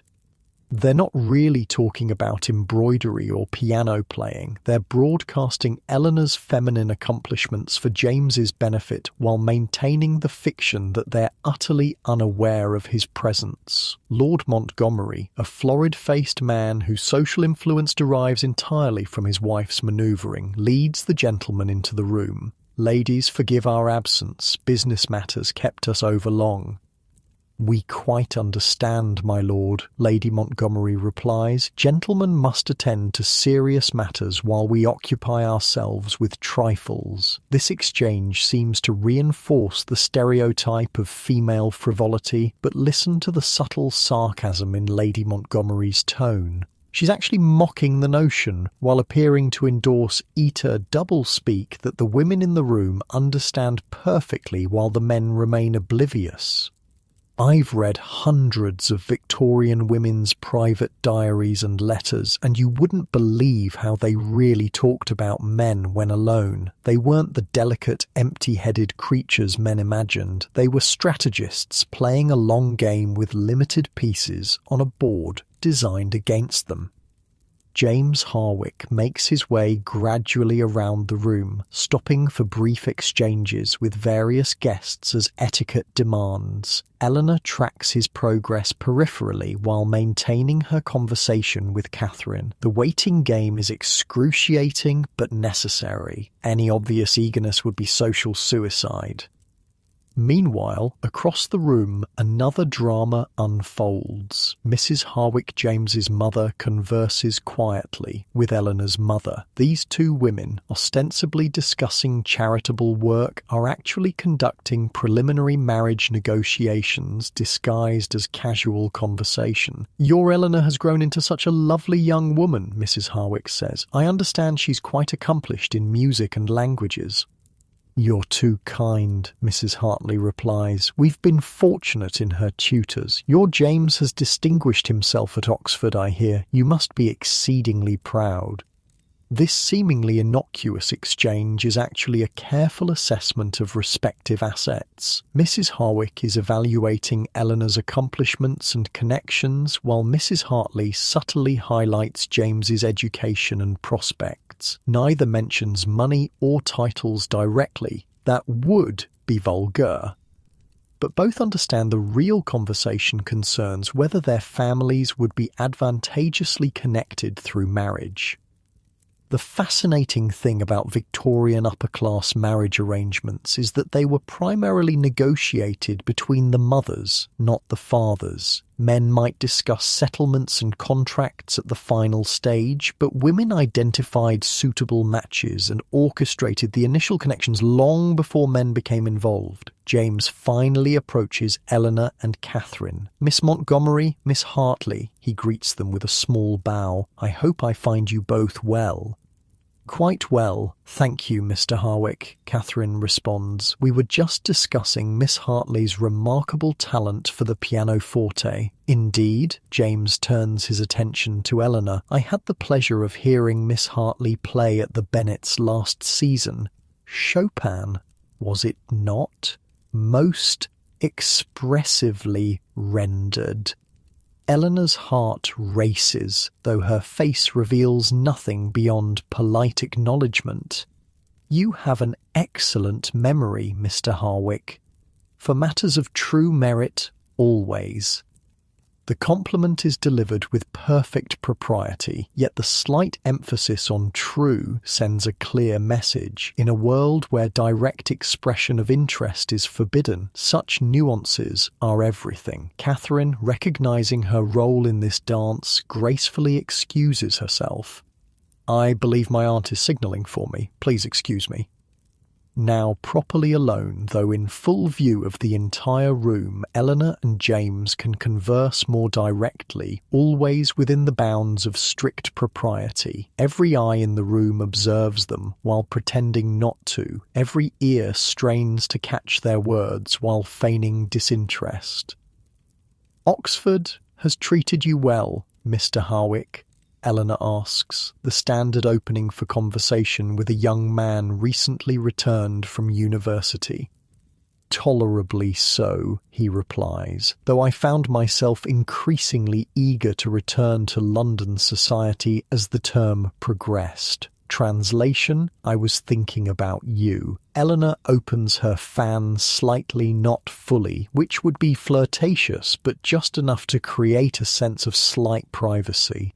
"London has been rather dull in your absence. Few new faces of note." Translation: I noticed you were gone. "I shall be attending the Wilkinsons' dinner tomorrow evening," James mentions, seemingly as a casual aside. "Might I hope to see you there as well?" This is as direct as a Victorian gentleman could be in expressing interest. By informing Eleanor of his attendance at an event she's likely to attend, he's indicating his desire to continue their acquaintance in a socially acceptable manner. "I believe we are expected, yes," Eleanor replies, her gaze modestly directed at her fan rather than his face. "Excellent. Perhaps you might be persuaded to play. I particularly enjoy Beethoven's sonatas." The mention of specific music is significant. He's giving her information to prepare, suggesting future interactions are not merely possible but anticipated. Eleanor allows herself a small smile. "If Lady Wilkinson requests it, I should be happy to oblige."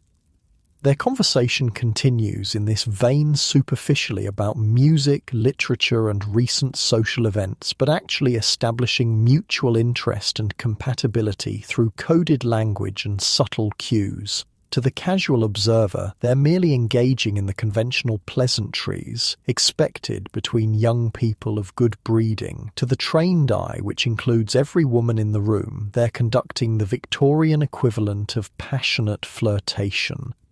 It was like having two parallel conversations happening simultaneously, the explicit one that anybody could hear, and the implicit one filled with double meanings, references, and body language that only the intended recipient fully understood. Victorian courtship wasn't repressed, it was sublimated into this incredibly complex system of signalling. After precisely the appropriate amount of time, long enough to show particular interest, not so long as to cause gossip, James excuses himself to speak with other guests. This, too, is necessary. Too much focused attention on one young lady would create expectations that could damage her reputation if not quickly followed by formal courtship. As he moves away, Eleanor feels both disappointment and relief. Every interaction is an exhausting performance requiring constant vigilance and calculation. The slightest misstep could ruin everything. Lady Montgomery's sharp eyes have missed nothing. She beckons to her nephew, Lord Pembroke, and speaks quietly. The young man nods and makes his way to Eleanor. "Miss Hartley, might I bring you some refreshment? The lemon cakes are particularly good." This seemingly innocent offer is actually Lady Montgomery's signal of approval. By directing her nephew to show Eleanor attention, she's indicating that Eleanor has passed inspection and is deemed worthy of continued inclusion in their circle. "How kind, Lord Pembroke. A lemon cake would be lovely." As Lord Pembroke fetches the refreshment, Eleanor's mother catches her eye from across the room and gives an almost imperceptible nod. Another successful navigation of treacherous social waters. The tea continues for another hour, a carefully orchestrated performance of refinement and restraint. When the Hartleys finally take their leave, the complex departure ritual begins. Thanks must be expressed to Lady Montgomery in precisely the right terms, warm enough to show appreciation, not effusive enough to seem common. Goodbyes to other guests must acknowledge relative status without being obviously hierarchical. Even the order of departure is significant. Leaving too early suggests the entertainment was insufficient. Too late implies a lack of other social engagements. The Hartleys time their exit perfectly after the Pembrokes, slightly lower status, but before the Harwicks, slightly higher. In the carriage ride home, Eleanor finally allows her rigid posture to relax slightly. Her mother, however, remains alert and evaluative. "You did well with James Harwick," she says, her tone conveying measured approval, though perhaps a touch too responsive to his attention. "Restraint, Eleanor, always restraint." "Yes, mother." Eleanor knows this criticism is actually high praise. Her mother expects perfection and rarely acknowledges when Eleanor merely meets expectations. Lady Montgomery clearly favours the connection. Her instruction to Lord Pembroke was most encouraging. This observation reveals how much information was exchanged in that drawing room beyond actual conversations. Every gesture, seating arrangement, and social courtesy communicated meanings legible only to those fluent in the unwritten language of Victorian society. "The Wilkinsons' dinner tomorrow will be crucial," her mother continues. "James has essentially declared his intention to continue his attentions. We must ensure you appear receptive but not eager."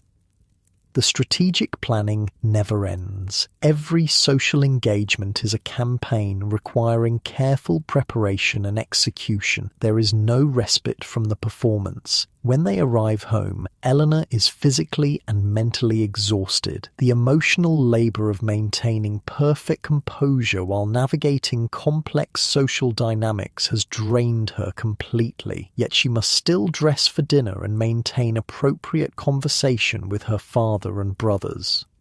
Only in the privacy of her bedroom, with Jane's assistance, can she finally shed the armour of propriety along with her restrictive clothing. "How was Lady Montgomery's tea, miss?" Jane asks as she unfastens Eleanor's dress. Promising, Eleanor replies, too tired for detailed explanation. "Mr. Harwick was most attentive." Jane's nimble fingers work at the corset laces. "That's welcome news. He seemed a gentleman of good character when I observed him at the Bennets." This exchange highlights another reality of Victorian upper-class life servants often knew more about their employers' social connections than might be expected. As Jane had accompanied Eleanor to the Bennets musicale, she had formed her own opinions of James Harwick based on his behaviour towards servants, a telling indicator of character invisible to Eleanor herself. As the corset finally releases its grip, Eleanor takes her first deep breath in hours. The relief is exquisite, yet short-lived. Tomorrow brings the Wilkinsons' dinner and another performance on the social stage. "The blue silk for tomorrow, I think," Eleanor says, already planning, "with the pearl hair ornaments." "An excellent choice, miss. Most becoming." Eleanor sits at her dressing table as Jane brushes out her hair 100 strokes as beauty standards dictate. In the mirror, she sees not triumph but exhaustion. The constant performance, the endless calculation, the physical restrictions all take their toll. "Jane," she says suddenly, are you ever grateful not to be born to this life?" The question breaches propriety servants' feelings are not typically subjects for discussion, but Eleanor is too tired to maintain barriers. Jane's hands pause briefly in their brushing. "Each position has its burdens, miss." A diplomatic answer that reveals nothing yet acknowledges the truth neither woman is truly free, merely constrained in different ways. The cage may be gilded for Eleanor and iron for Jane, but both are cages nonetheless. I sometimes wonder what it would be like, Eleanor continues, her voice soft, to simply say what one means, to act without calculating every consequence. A dangerous luxury, I imagine, Jane replies, resuming her brushing. For women especially, this shared moment of honesty rare between mistress and servant reveals the fundamental truth of Victorian womanhood across class boundaries. Their lives are defined by constraint, performance, and the careful navigation of rules created by and benefiting men. The social dance continues tomorrow with new figures and formations, but the same underlying rhythm. Eleanor will don her costume, memorize her steps, and perform her role with perfect precision because the alternative social death is unthinkable. As Jane finishes with her hair, Eleanor dismisses her for the evening. Thank you, Jane. That will be all. Alone at last, Eleanor sits on the edge of her bed, no longer the perfect Victorian young lady, simply a tired young woman contemplating her future. If all goes well with James Harwick, she will exchange her father's house for her husband's, one set of constraints for another.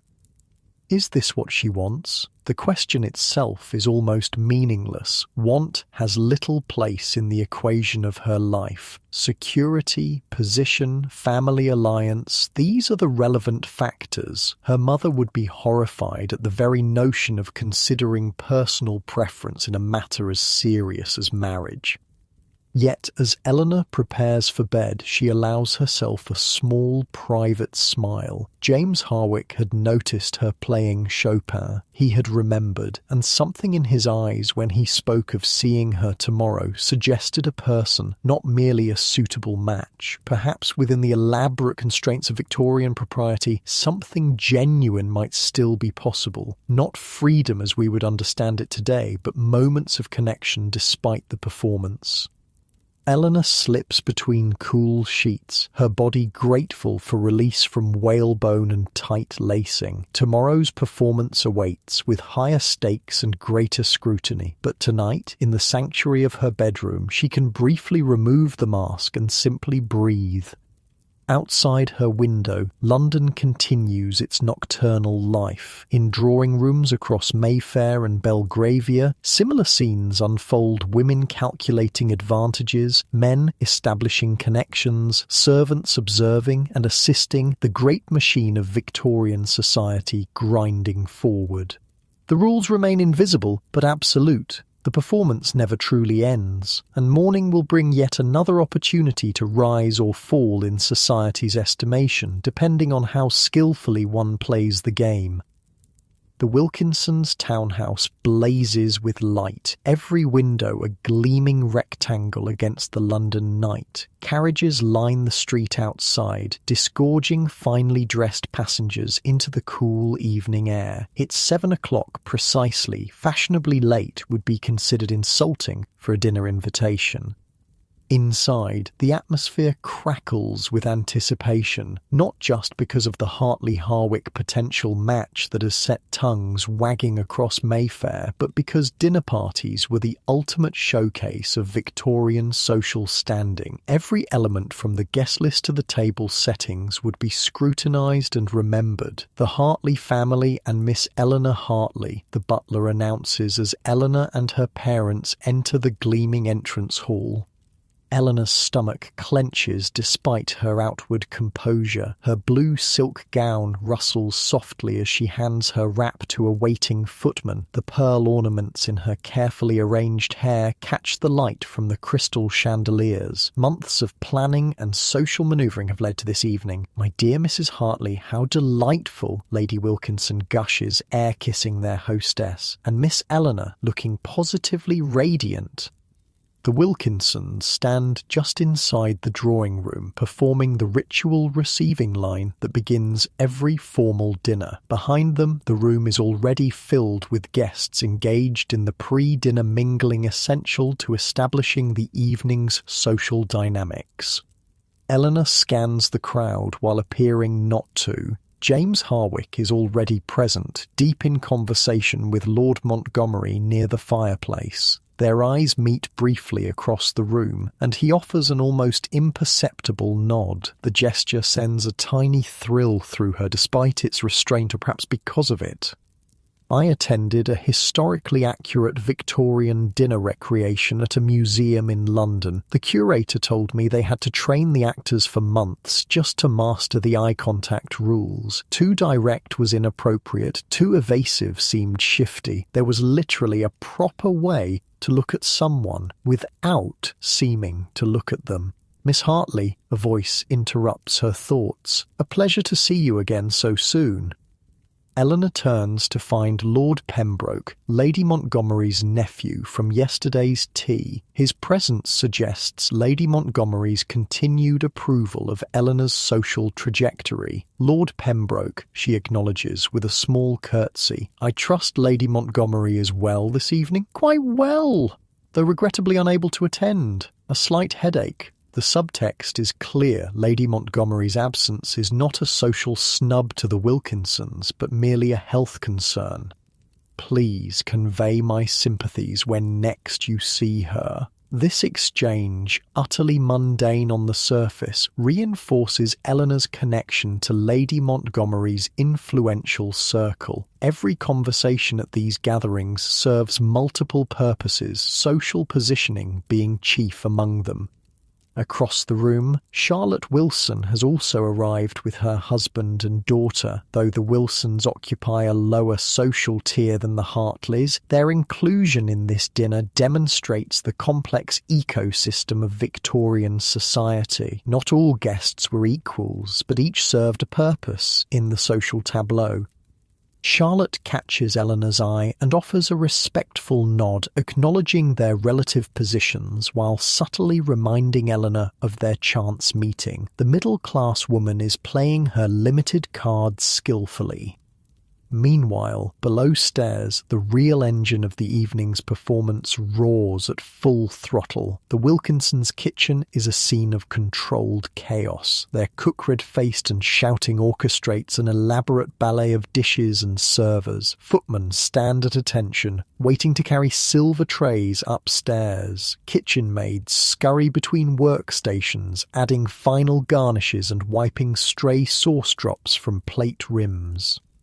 If that soufflé falls, girl, you'll be out on the street before midnight, the cook bellows at a trembling assistant. The threat isn't idle. A ruined dish at an important dinner could indeed cost a servant their position. Victorian employers expected perfection and dispensed with those who failed to provide it. Jane, temporarily loaned to the Wilkinsons' staff for the evening, a common practice for large events, helps arrange delicate floral decorations on dessert plates. Though not directly involved with Eleanor this evening, her presence below stairs gives her access to servant gossip that might benefit her mistress later. I heard the Harwick boys been asking about Miss Hartley for months, a Wilkinson housemaid whispers as they work side by side. His valet says he kept her dance card from the Bennets' ball. Jane files this information away while keeping her expression neutral. Is that so? How interesting. These servant information networks operated beneath the glittering social surface like underground rivers, carrying currents of intelligence invisible to those above. Back in the drawing room, a subtle shift occurs as Mr. Wilkinson checks his pocket watch and nods to the butler. The dinner hour has arrived. The butler approaches James Harwick and murmurs something in his ear. James straightens his already impeccable evening attire and makes his way toward Eleanor. "Miss Hartley," he says with a formal bow, "may I have the honour of escorting you into dinner?" This is not a casual request. The dinner escort pairings were carefully predetermined by the hosts, with significant social implications. By assigning James to escort Eleanor, the Wilkinsons are publicly acknowledging and supporting their potential connection. "Thank you, Mr. Howitt," Eleanor replies, placing her gloved hand lightly on his offered arm. "You're most kind." As the assembled guests process into the dining room in their assigned pairs, a clear hierarchy emerges. The hostess, escorted by the highest-ranking male guest, leads the procession. The host, escorting the highest-ranking female guest, enters last. Between them, couples are arranged in descending order of social importance. The Wilkinsons' dining room presents a breathtaking display of Victorian opulence. The long mahogany table gleams with polish, set with damask linens, sterling silver, and fine china. Elaborate candelabras and fresh flower arrangements create a tableau of luxury intended to impress. You have no idea how insanely specific Victorian table settings were. I've seen original dinner planning diagrams where footmen had to place each fork precisely 1 inch from the next. All spoons had to align perfectly, and wine glasses had to form an exact diagonal line. One misplaced utensil could ruin a hostess's reputation. Each place setting contains an intimidating array of specialized cutlery and glassware, at least 5 forks, multiple spoons, several knives, and 3 or more glasses. For the middle-class guests like the Wilsons, this presents a potential minefield. Using the wrong implement at the wrong time would instantly mark one as socially inferior. Charlotte Wilson surveys the place settings with carefully concealed anxiety. Though she understands the basic rules work from the outside in, fish fork for fish course, soup spoon for soup, the more obscure implements like asparagus tongs or grape scissors present terrifying possibilities for error. James seats Eleanor with practiced grace before taking his own chair beside her. The seating arrangement is another calculated element of the evening. Husbands and wives are never seated together, and the most socially compatible guests are positioned to encourage stimulating conversation. "I understand you're quite the horsewoman, Miss Hartley," James says, as the first Corsair Clear soupies served by silent, white-gloved footmen. "I enjoy riding when weather permits," Eleanor responds, carefully lifting her soup spoon in the correct manner, dipping away from oneself, sipping from the side rather than the tip. Their conversation remains superficially about horses and country pursuits, but the subtext explores compatibility and shared interests. Around them, similar conversations bloom and fade, each guest performing their social role with varying degrees of skill. The dinner itself is a marathon, not a sprint. 10 or more courses will be served over several hours, each with its specific rituals and requirements. Soup gives way to fish, then to a meat course, game course, roast, and various entremets before concluding with dessert, fruit, and nuts. Between courses, conversation must flow without interruption while appearing effortless. Certain topics are strictly forbidden: illness, money, politics in mixed company, religion, and anything that might cause strong emotion. This leaves a narrow band of acceptable subjects. Literature, nothing controversial.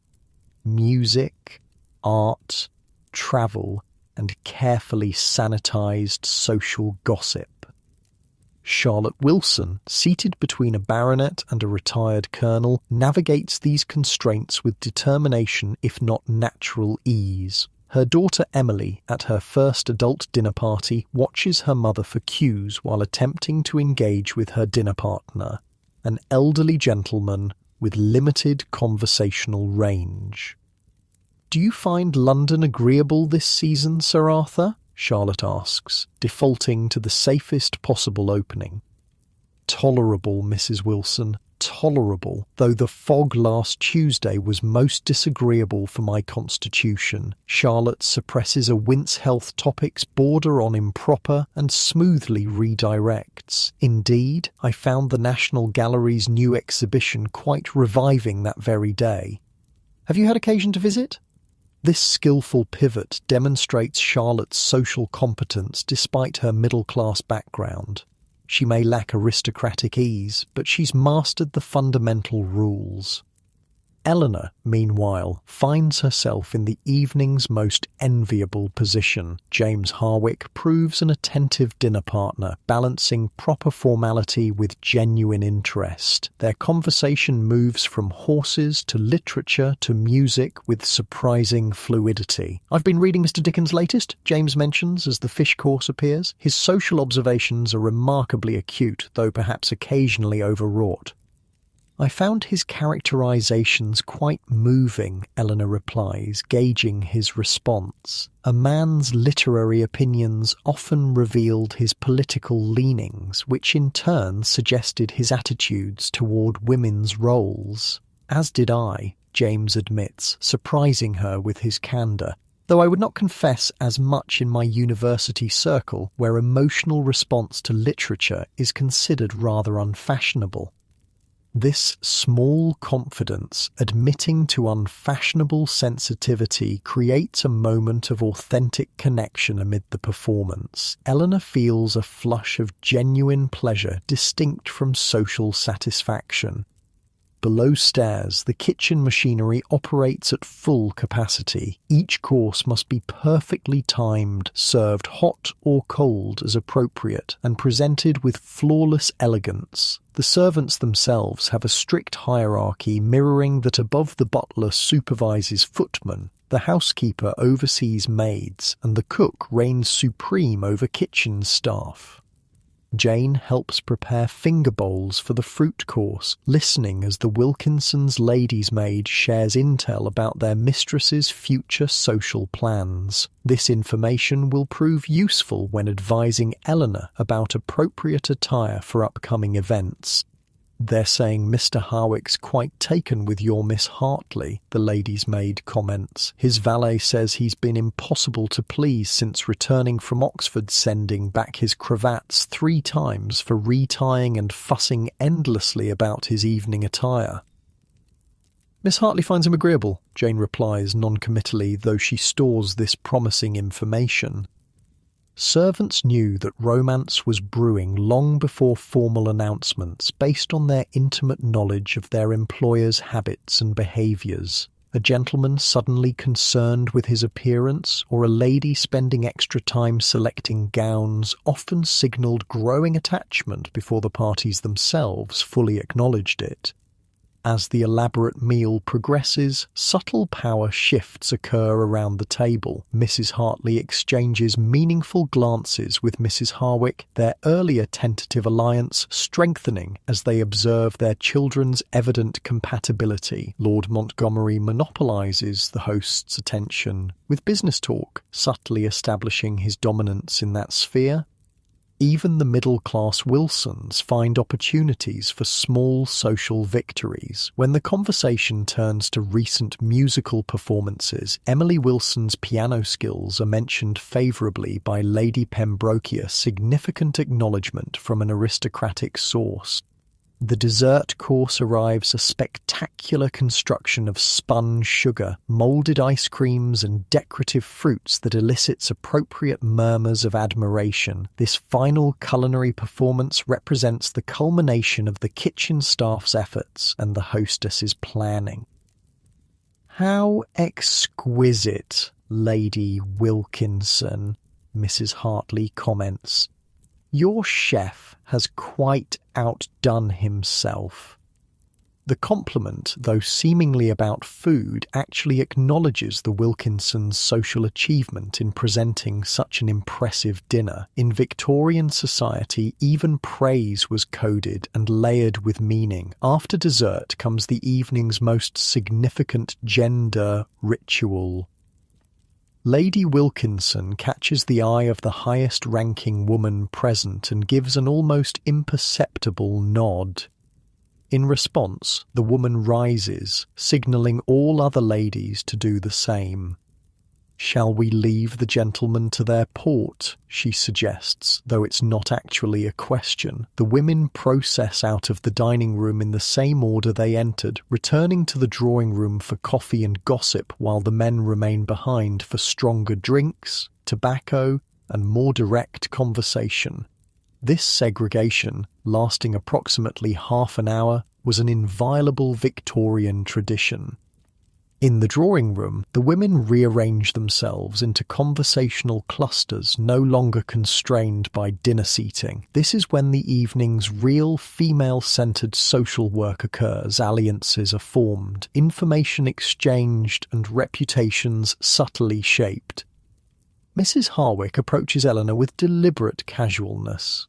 "My dear Miss Hartley, you must tell me about your charitable work. James mentioned you have an interest in children's education."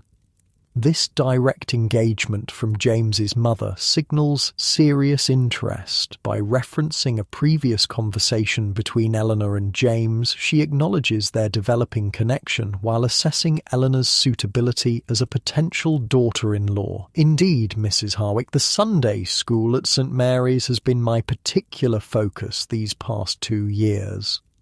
The conversation that follows is nominally about charity work, but actually allows Mrs. Harwick to evaluate Eleanor's character, values, and social graces outside the structured dinner setting. Eleanor, understanding perfectly what's happening, presents her best self while maintaining appropriate modesty.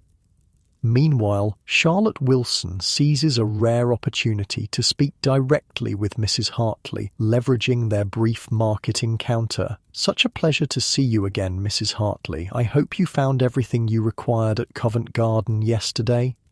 The reference to their previous meeting establishes connection while the question is safely inconsequential. Mrs. Hartley, mindful of Lord Montgomery's earlier comments about Charlotte's husband's legal assistance to her brother, responds with controlled warmth.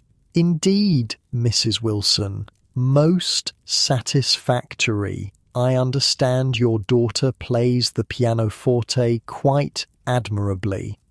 This small acknowledgement, though far from an invitation to intimacy, represents significant social currency for Charlotte. Being recognised by Mrs. Hartley elevates her status among the other middle-class women present. In the dining room, the men have rearranged themselves for port and cigars. With ladies absent, conversation turns to previously forbidden topics: politics, business, and more direct social assessments. "Harwick," Lord Montgomery addresses James's father, "that son of yours seems quite taken with Hartley's girl. The bluntness would be shocking in mixed company, but is acceptable in this male enclave." Mr. Harwick swirls his port thoughtfully. "She comes from good stock. Hartley's finances are sound, family connections respectable. The girl herself seems properly brought up." This cold-blooded evaluation of Eleanor's merits would horrify Victorian sensibilities if spoken before ladies, yet represents the practical reality underlying romantic attachments. Marriage was fundamentally a business arrangement, particularly in upper-class circles. James, sitting nearby, maintains a neutral expression despite his discomfort with this assessment of Eleanor as breeding stock. His own feelings are more complex than social and financial calculations, though he would never admit as much to these men. Thomas Wilson, Charlotte's husband, remains quiet during this exchange. Though present, he occupies a lower social tier and knows better than to insert himself into aristocratic marriage discussions. Instead, he converses with a neighbouring gentleman about less consequential matters, gathering useful business intelligence while appearing merely sociable. After the prescribed interval, the host rises. "Shall we join the ladies, gentlemen?" The men process to the drawing room where the evening's final phase begins. Now comes the entertainment portion: music, card games, or perhaps charades for less formal gatherings. These activities provide structured opportunities for continued social interaction while showcasing accomplishments. "Miss Hartley has promised us a musical performance," Lady Wilkinson announces once the groups have reintegrated. Miss Wilson will kindly turn the pages. This pairing is significant. It places Eleanor in the spotlight while giving Emily Wilson proximity to the evening's social centre. Both young women benefit, though in different ways, reflecting their different stations. Eleanor moves to the pianoforte with practiced grace. The instrument itself is a status symbol for the Wilkinson's expensive Broadwood Grand, positioned to display their wealth and cultural refinement.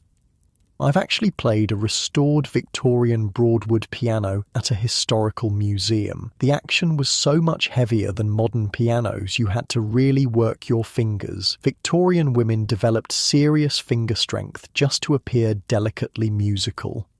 As Eleanor begins to play Beethoven's Moonlight Sonata, the piece James had mentioned preferring, the room falls appropriately silent. Her performance is technically proficient, though not brilliant. The point isn't virtuosity, but demonstrating proper feminine accomplishment and the family's investment in her education. James watches with evident appreciation. Though Victorian propriety prevents him from showing excessive emotion, his focused attention speaks volumes in a society where subtle signals carry enormous weight. When Eleanor finishes, the applause is appropriately restrained. Enthusiastic approval would be vulgar. Lady Wilkinson suggests others might perform, maintaining the evening's momentum while distributing social opportunities. As the hour grows later, guests begin departing in an order as carefully choreographed as their arrival. Those of lower status leave first, while the most distinguished guests remain longest. Their extended presence honours the hosts. Charlotte and Thomas Wilson make their farewells relatively early, having achieved their social objectives for the evening. Emily has performed adequately on the pianoforte. Charlotte has reinforced her connection to Mrs. Hartley, and Thomas has secured a promising business introduction. Eleanor and her parents remain until nearly midnight, their later departure confirming their higher social position. When they finally take their leave, James personally escorts Eleanor to the entrance hall, another significant public gesture. "Your performance was magnificent, Miss Hartley," he says, as a footman retrieves her wrap. "Beethoven himself would have been charmed." "You're too kind, Mr. Harwick," she responds, though her eyes convey more than her words. "Perhaps I might call on you tomorrow afternoon. I believe your mother mentioned receiving visitors between 3 and 5. The request properly directed through reference to her mother rather than to Eleanor directly represents a definitive step toward formal courtship. A gentleman didn't request a specific calling time unless his intentions were serious. I believe we shall be at home, Eleanor confirms, her composed exterior masking inner exhilaration.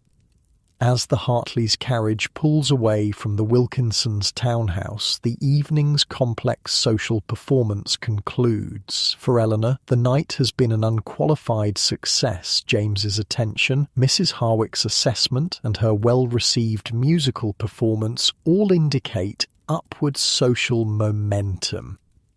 Yet beneath the satisfaction lies exhaustion, the constant vigilance required to navigate Victorian social waters. Monitoring every word, gesture, and facial expression exacts a heavy toll. Even success feels somewhat hollow when it's achieved through such elaborate performance rather than authentic connection. Across London, similar scenes unfold as other dinner parties conclude. Servants clear away the elaborate settings while their employers assess social victories and defeats. Everyone, regardless of class, has been performing their prescribed roles in the great theatre of Victorian society.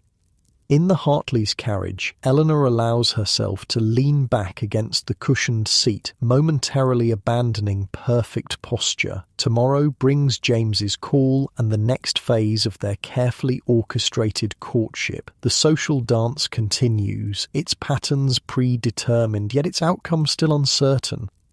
As midnight settles over London, the social performances of the Victorian day gradually wind down. Gas lamps cast pools of yellow light on empty streets where carriages no longer rattle. Behind brick facades and closed curtains, the day's final rituals begin each class, following their own prescribed patterns for the night hours.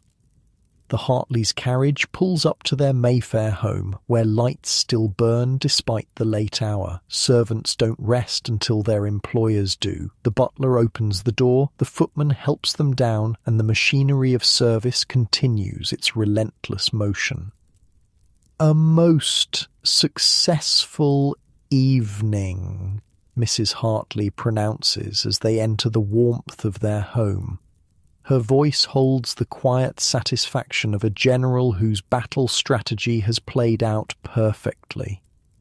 Indeed, her husband agrees, handing his hat and gloves to the waiting butler. Young Harwick seems quite taken with Eleanor. His father spoke highly of her. Eleanor says nothing, knowing her parents will dissect the evening's social victories without requiring her input. Her role was to perform well. Theirs is to analyse the results and plan next steps. This, too, is part of the invisible choreography of Victorian family life. The house is hushed but not silent. Despite the late hour, servants move quietly through hallways and service stairs, preparing the family's nighttime rituals. The evening shift of a wealthy Victorian household staff had endless tasks turning down beds, heating water for washing, preparing hot drinks and laying out nightclothes, all while remaining as invisible as possible. I once interviewed a curator who devoted her career to studying Victorian night rituals. She told me aristocratic homes functioned like hospitals. Someone was always awake, always working, and the patients, the family, were never left unattended. It was an exhausting system designed purely to demonstrate that you could afford to exhaust people. In her bedroom, Eleanor finds Jane waiting to help her undress. The lady's maid looks tired. She's been up since before dawn and will work until Eleanor is ready for sleep, but her movements remain efficient and careful. Mr. Howick will call tomorrow afternoon, Eleanor says quietly as Jane begins unfastening the seemingly endless row of buttons down her back. That's excellent news, miss. Jane's fingers work deftly despite her fatigue. Lady Wilkinson's maid mentioned he declined 2 other invitations to attend tonight's dinner. This servant intelligence confirms what Eleanor already suspects. James's interest is genuine, not merely the product of their parents' social engineering.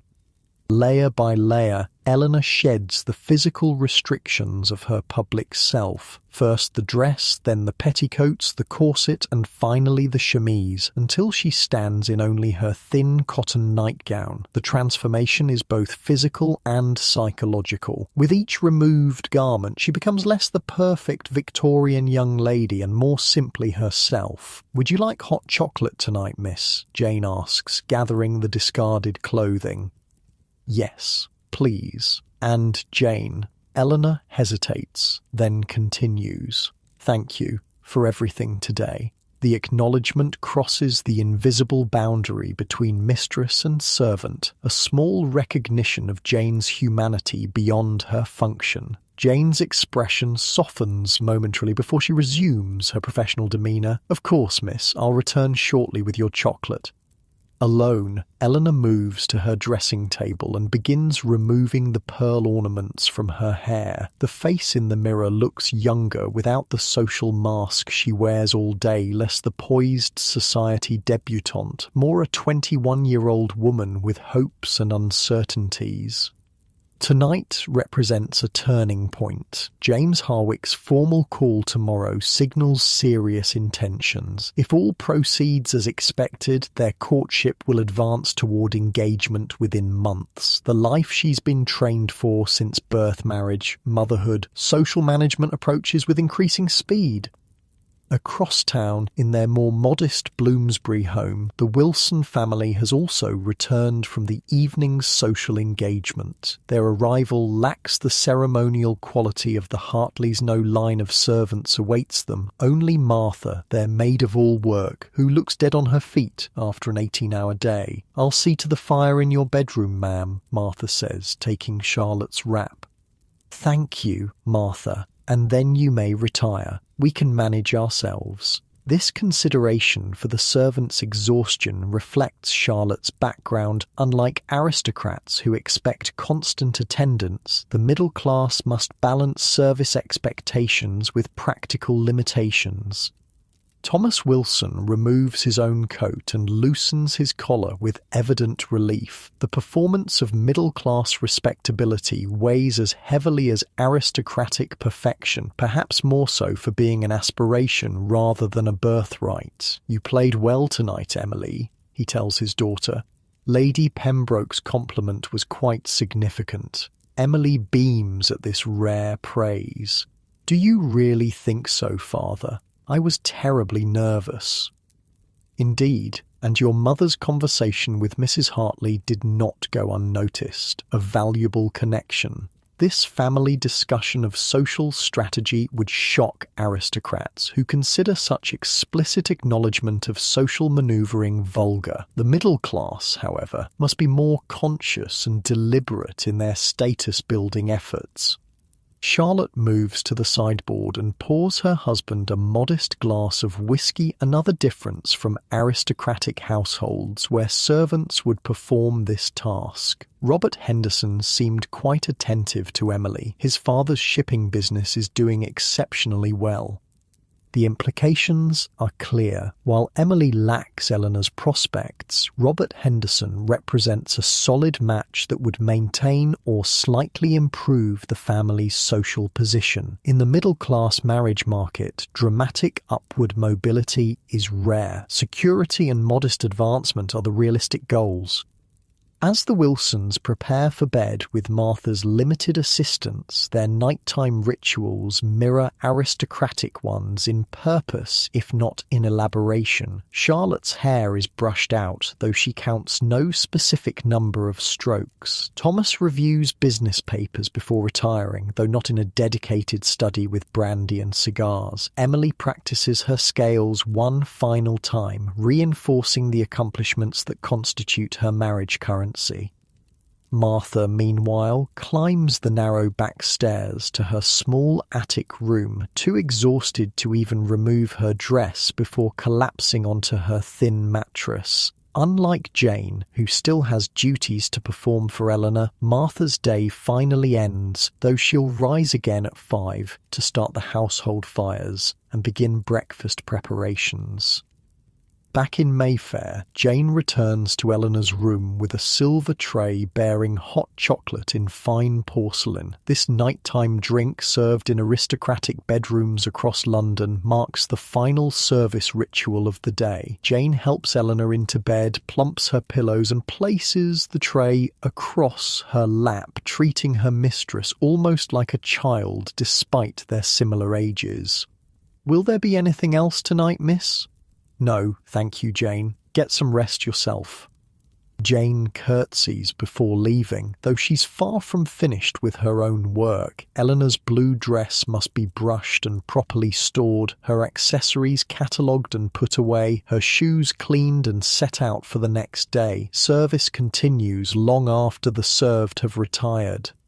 And here's something that would blow your mind. Victorian ladies' maids often slept on small trundle beds or pallets in dressing rooms connected to their mistresses' bedrooms. That meant they were essentially on call 24/7. If the lady woke at 3 a.m. wanting something, she just had to call out. In the servants' quarters below stairs, the Hartleys' household staff finally gathers for their own late supper. The kitchen, quiet after the day's cooking frenzy, becomes briefly their domain. Footmen loosen their livery collars, housemaids remove their caps, and, for a few precious moments, they shed the invisible weight of perfect service.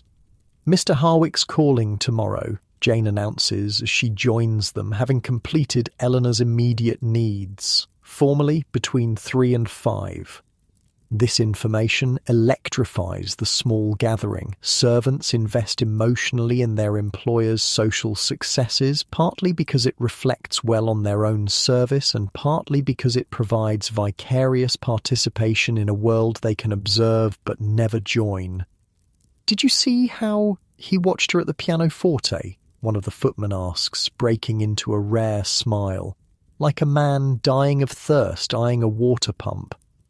"His valet says he's been impossible since Oxford," the cook adds, serving Jane a plate of cold meat and bread, changing his clothes 3 times before dinner and fussing over cufflinks like they're crown jewels.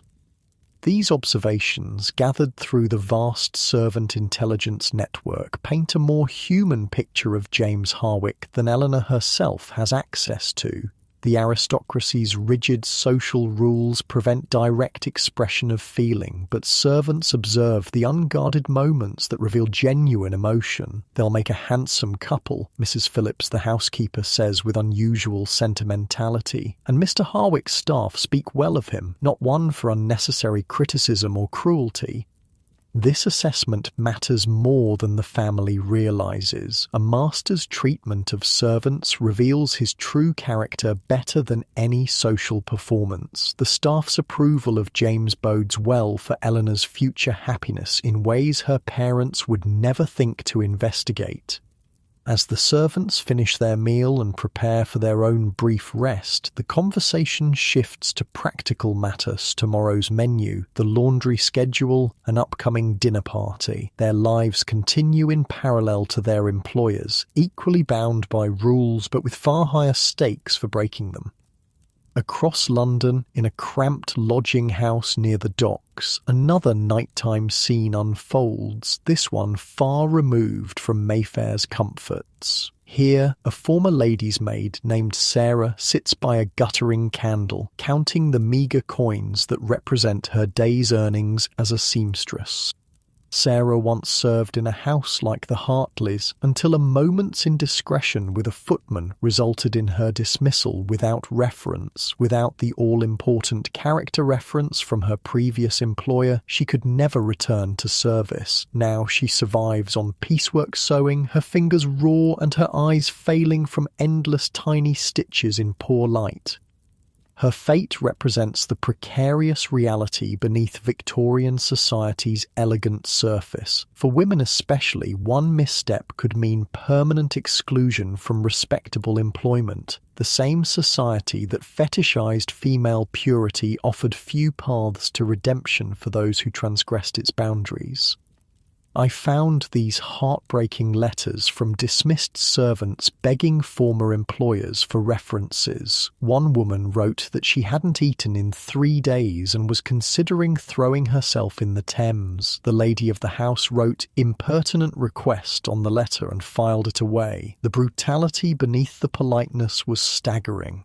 Sarah's nighttime ritual bears little resemblance to Eleanor's or even Martha's. No hot drink awaits her, no turned-down bed. She simply removes her shawl, lies fully clothed on her narrow cot, and blows out the precious candle. Tomorrow brings more of the same endless work for insufficient pay. The constant spectre of hunger and homelessness if her health or eyesight fails. This, too, is Victorian England, the shadow reality that makes the glittering social world possible. For every elegantly dressed lady, dozens of seamstresses work 14-hour days. For every elaborate dinner party, kitchen staff labour from dawn until midnight. The invisible foundation of suffering beneath the visible display of wealth. Yet even at society's lowest levels, rules govern behaviour. Sarah maintains certain standards. Her room is painfully clean, her clothes mended with expert precision, her speech free from coarseness. Having fallen from respectability, she clings to its outward forms as proof that she still belongs to the world she lost.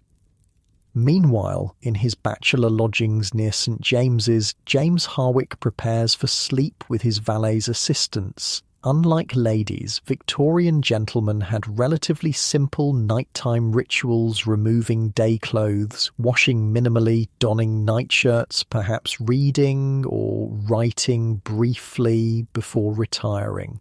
"Will you be calling on Miss Hartley tomorrow, sir?" his valet asks as he hangs James's evening coat. "Yes, Parker. See that my morning coat is pressed, will you? And the navy waistcoat." "Very good, sir." This exchange, seemingly about clothing, actually communicates James's serious intentions. The specified garments represent formal daytime wear appropriate for a significant social call, not the casual attire of routine visits. The valet understands immediately what this means. Alone in his bedroom, James retrieves a small book from his desk drawer, a volume of Tennyson's poetry. Between its pages lies a dance card from the Bennett's musicale last season, Eleanor's name neatly penned beside 2 dances. He's kept it for months, though Victorian propriety would deem such sentimentality embarrassingly unmasculine.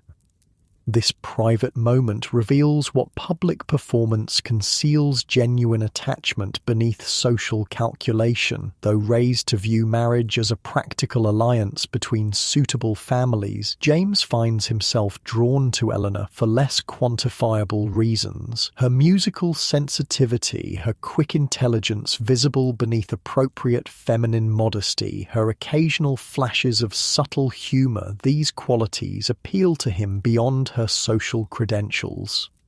Of course, he would never articulate these feelings so directly, even to himself. Victorian emotional language, particularly for men, lacked vocabulary for such nuanced attraction, but the carefully preserved dance card speaks volumes that social convention silences.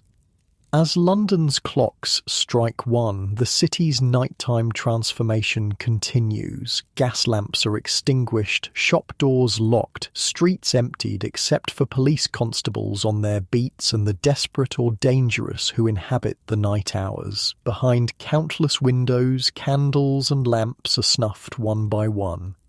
Eleanor finishes her hot chocolate and sets the tray aside. The warmth of the drink and the day's emotional exertion combine to create pleasant drowsiness. Tomorrow brings James's formal call and the next phase of their developing connection. For now, sleep beckons, a brief respite from social performance. In their own bedrooms, Charlotte and Thomas Wilson review the evening's successes and plan tomorrow's strategies. Their social advancement requires more conscious effort than the aristocracy's, but tonight they've made measurable progress. Emily's musical performance earned genuine approval, and Charlotte's connection to Mrs. Hartley, however tenuous, represents valuable social currency. Below stairs, in attics and servants' quarters across London, the invisible army that maintains Victorian society snatches brief hours of rest before tomorrow's labours begin. Their beds are hard, their rooms cold, their futures uncertain, yet they've carved out small spaces of humanity within the rigid structures that confine them. Even Sarah, the fallen lady's maid, finds momentary peace in sleep, the one state that equalises duchess and seamstress, master and servant. For a few hours, Victorian society's elaborate hierarchies dissolve into shared human vulnerability. This cycle of performance and rest, public rigidity and private release continues day after day, year after year, building the elaborate social edifice we now call Victorian society. Each person, regardless of class, plays their assigned role in a vast production they neither created nor can escape. Yet within these seemingly unbending structures, genuine connections sometimes form. Eleanor and James's developing attachment, though shaped by social rules, contains seeds of authentic feeling. Jane's brief acknowledgement of Eleanor as a person, not merely a mistress, creates a momentary bridge across class boundaries. Even Charlotte's strategic social manoeuvring stems from genuine desire to secure her daughter's future happiness. The invisible rules that govern Victorian life, elaborate, arbitrary, often cruel, nevertheless provide the framework within which people navigate their deepest human needs for connection, security, and meaning. The social dance, for all its artificial steps, still allows human hearts to find their natural rhythm if they listen carefully enough.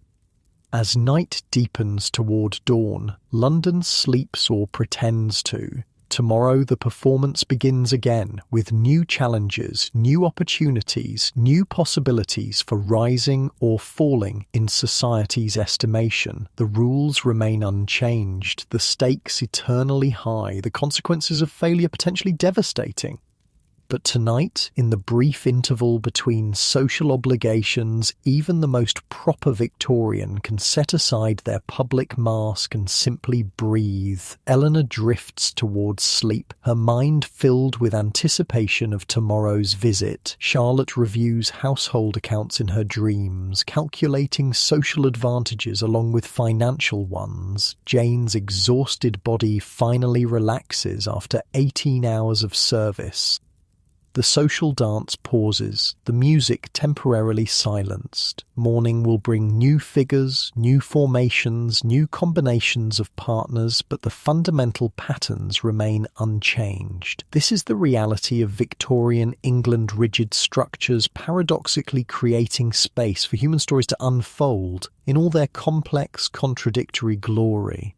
And as you lie in your comfortable bed, free from whalebone and strict social rules, think how fortunate you are to observe this elaborate dance from a safe distance. No corseted breathing, no constant fear of social missteps, no 18-hour workdays. Your body relaxes deeper into your mattress, soft and yielding in a way Victorian beds never were. Your breathing slows, your mind drifts pleasantly between past and present, and the weight of invisible rules gradually lifts as sleep approaches.